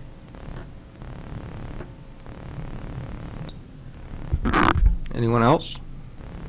Old business, new business, agenda items? We don't need any more agenda items. Okay. We gotta- I guess at this point, we'll go to town administrator's report. First off, we have reached an agreement with Bob McIntosh relative to the town obtaining an easement access to his property for the development of a new well source for the community. The attorneys have been going back and forth, and we've been having discussions, and we have arrived at a price of $400,000 for the purchase of the easement, payable in 20 installments over 20 years, $20,000 in each of the following years. So therefore, what we need to do is set up a public hearing for the council to formally accept the easement document and set up where the funds will be coming from and everything, so we can move forward. And I'd like to propose that we do that on the 7th of October at the business meeting. Okay. The second item is we were going to adopt the amendment to the zoning ordinance. However, because of the Labor Day holiday, there was a glitch with the folks at the Exeter newsletter. It got circumvented around, so we will take care of that also on the 7th. I provided you a correspondence from the Municipal Association that they sent to all of the communities seeking funds from the communities as it relates to the action that the state took in regards to transferring the cost of the retirement onto the cities and towns. And they are asking communities to participate in a legal fund by appropriating 1/2% of the total amount of the retirement that we send, which comes to $1,126. And I'd like to request the council to support that action and allow us to cut a check to send to the local government center in regards to this, because it's just a start of, I think, of a slippery slope that we all see happening, and the need to take action against that occurring. I understand it's a small amount, but is that coming out of your fund, or where would you find the funding for that? We would, it would probably, I have a small amount in my budget, and I can take care of that. Okay, just want to make sure we Yep. earmark where it's coming from.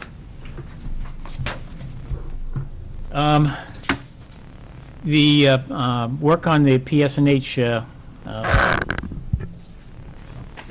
removal of the overhead lines is progressing. We had a meeting, a couple issues have come up of late, and which potentially could mean that we're going to be on the hook for some additional dollars.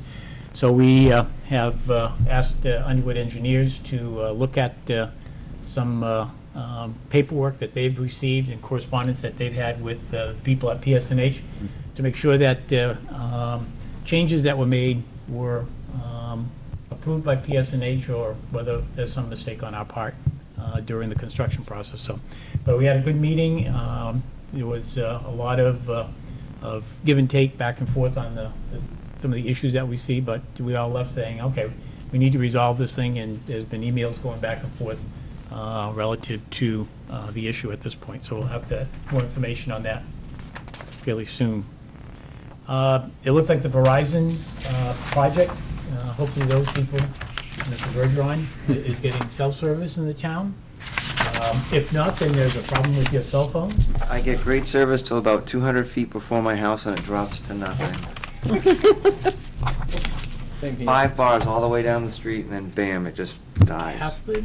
Catherine Zeta-Jones is knocking on doors these days, asking. Tell her to come to my house. It is up and running. We had some problems with the electrical in that area because when Verizon came on board, they were, I guess, taking so much juice that they were causing some problems to some of the residences on 108, in addition to knocking out the powers to our transmitter. So working between Verizon and PSNH, who stepped up to the plate, we were able to resolve it in a day, and it's taken care of at this point. So everything seems to be working fairly well. The Arbor Park is going to be, there's a desire to have a scarecrow contest at that location. So the Link Together kids, who have been consistently working hard to raise money for the Pocket Park, would like to do a scarecrow event on October 17th with a rain date of the 18th, and use the Arbor Park to put up the scarecrows that people, make and submit. There is a $5 entry fee, and they will be and have been discussing prizes for the first, second, and third places. And I'm bringing it up because I'd like to get the council's permission to allow them to move forward with it. It's a great little program, and it'll also be at the same time that we'll be moving into the downtown Halloween hunt. So it'll be great timing. It's going to be that same weekend? I think it's in that. I'm not exactly sure the weekend that it is, but. Okay. Councilor Carr? I don't have any problem with the idea. I just think it would be courteous of us to tell the Riverwalk Committee that because they're sort of in charge of that park, and I think we should, clue them in on this so that they just don't hear it from somewhere else. Councilor? That's basically what I was going to say, too. Just to make sure there's no construction going on or no projects or whatever. Well, it's a courtesy, too. We do it for Shanda Park with conservation, so. So councilors are good with using it and just letting the Riverwalk know that we're going to let them use it? Okay. Don't forget this weekend, for anybody interested in obtaining or purchasing an old DPW facility, we have on Saturday from 10 to 1, open house at the facility up on 152. Minimum bid is $290,000, and you could win yourself a 2.6 acre parcel of old history of Newmarket. Is the auction this weekend, or? No, it's the open house for anybody who wants to come in, review it. It's available to them. We have been working, I shouldn't say we, between Diane Hardy, the planner, and Julie Glover, project coordinator, have been working very diligently with the folks from Chinburg to write a transportation enhancement grant to obtain funds for the Sky Bridge. Project is about $550,000. The forms had to be into the state on yesterday at 3 o'clock. We were able to get them there. Part of the project is we had to show the community's interest and support of the Sky Bridge being built. And also, and one of the pieces I want to talk to the council about is they're looking for a monetary grant from the community of 20% towards the project. The balance of it would come from the state transportation grant, with the town kicking in a portion of which is a little over $100,000. And I'd like to know if the council would be willing to support the use of, I guess it would be the TIF funds for that as a reality, so that that can become a reality. Sure. That's what it's there for. Infrastructure. That's infrastructure. Right. Any? Have we decided that we need the bridge? You know, I mean, Well, Mr. Chimberg. I guess the question is asking the representative to the planning board council as to whether that's a good. Well, my recollection is that Mr. Chimberg at this point said he wouldn't do a bridge. If he did the commercial piece, that he would reconsider doing, a pedestrian bridge. But the bigger question is one necessary? And, I honestly can't tell you that I believe, I probably don't have enough information to make that determination at this point. I don't know whether one's necessary or not. I mean, I think it would look nice, but ultimately, who's it going to benefit? Well, and what's there's a value to it, but at what cost? So. Well, it would benefit the residents of the mill, whoever is a commercial business that locates there, or businesses. Also, there's the public space that's being offered within the mill. So it's just a safe way to bring people into the mill by going overhead, as opposed to the issue, which would be at the top of the hill, which might mean some lights, which, we all know can potentially become a problematic crossing. Yeah, but a proposed bridge would not do away with what you're talking about anyways, because People would still be able to the mills would be in place long before this would ever be done. And, the downside to it is we're buying ourselves into a maintenance cost every year on top of that. They don't, like anything, they don't maintain themselves. I guess I'm not saying that I don't support it. I'm saying I don't have enough information to know whether it's worth doing. It's been discussed, but I'm not so sure it's been vetted enough to get enough people's opinion on whether it's a worthy. I think if Mr. Chimberg was going to do it himself, which was originally part of the idea, if he wants to spend his money and do it, that's a great idea. But if the town wants to spend money, I think there's a lot more input needs to be had before we make that decision. That's my opinion, I agree. anyways. So do I. Councilor Quox? Is Mr. Chimber going to be obligated to put any money into this, or just the town? The town and the state. And the state. So There's funding from the we're looking at 79E, maybe impact fees of 600,000, waivers, and this as well. I mean, why don't we just build the mills ourselves at this rate? I'm not in favor of it at all. If we fill out this paperwork, we are not under obligation to pursue it to build, correct? I mean, we're basically just putting it out there to see if the funds will be available. There is going to be there is a limited amount of money that's available. The guarantee to the town is, one of, there's 8 that came from the Stratford County Planning Commission that are going up to the state. There's probably another, 50. So there's going to be a lot of competition for the different grants. If we receive it, then I guess the expectation of the state is that the town is serious about it. We've already sent this stuff up there, because we had sent paperwork earlier. We attended necessary meetings on it. But, I can't tell you where it is. It's a point system as to how they rank it. You have to get so many points. So this basically is a feeling out process at this point. Yep. Councilor Quox? This is the first I've heard of this grant being sent out. I'm wondering if any other councilors, if it was mentioned in the We sent public. the preliminary portion of it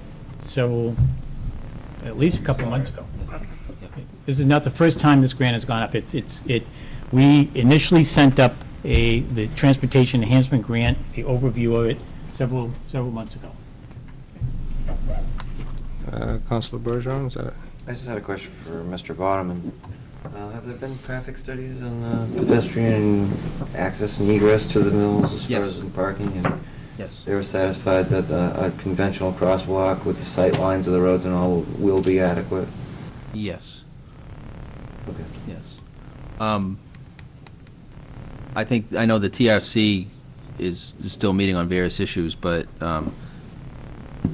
the initial submission by Mr. Chinberg's development team, the planning board in general didn't think it addressed the pedestrian access sufficiently enough, so they went back and did some more work on that. But in general, yes, it's been addressed. Okay, thank you. Sure. I mean, this is, as far as filling out an application, as long as we're not committing ourselves to the money, I don't see any harm in going, filing the application. As long as we're not committing ourselves, if we get the money that we have to, as I long think as. we are, though, aren't we? I think Yeah, at we are any point you committing could. ourselves. I think at any point they could say, you've won this thing, and we say, Well- we changed our mind, we don't want to do it. I don't think that we're committing ourselves to the extent that the minute they approve us, they're gonna take $100,000 from us. Because I can go back to when,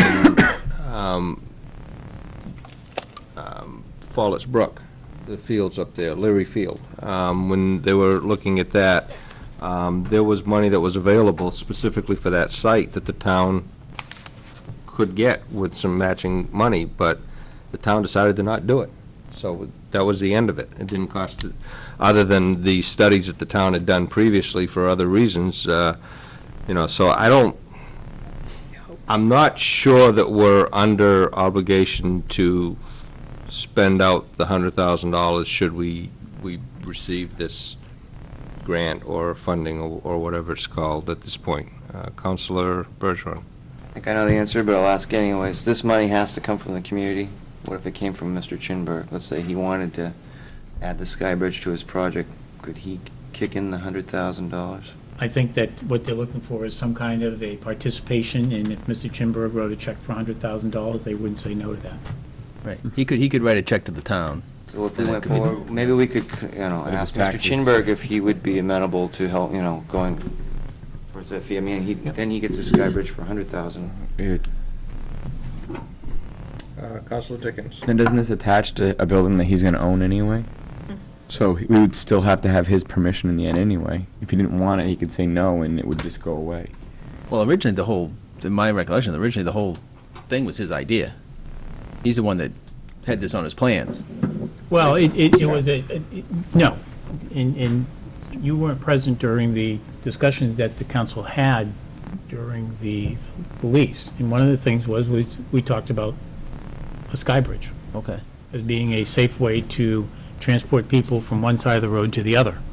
In fact, there was even the discussion of putting in language into the lease for the parking area of the development of a sky bridge.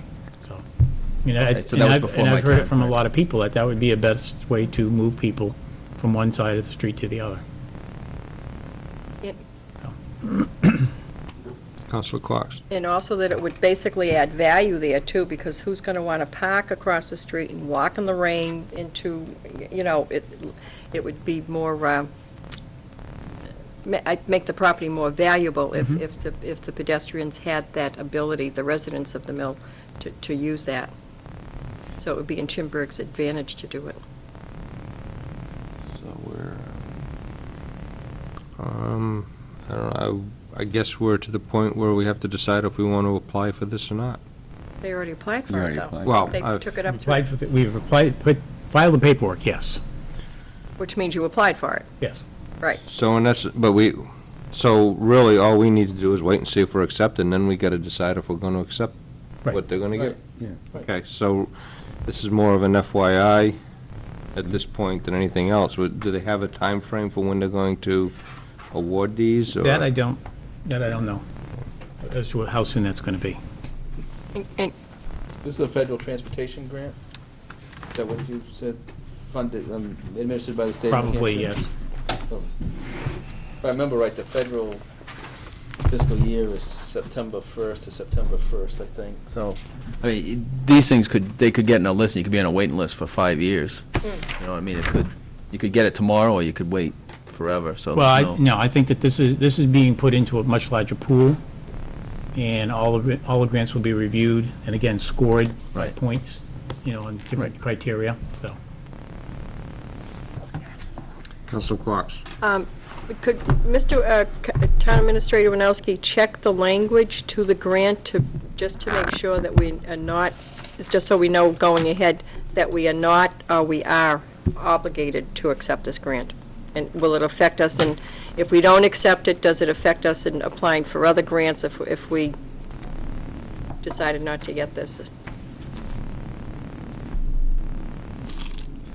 I think if we did accept, if we did receive this, Mr. Chinberg may be very interested in pursuing this. I would think he would be. It's the $400 kick. Yeah,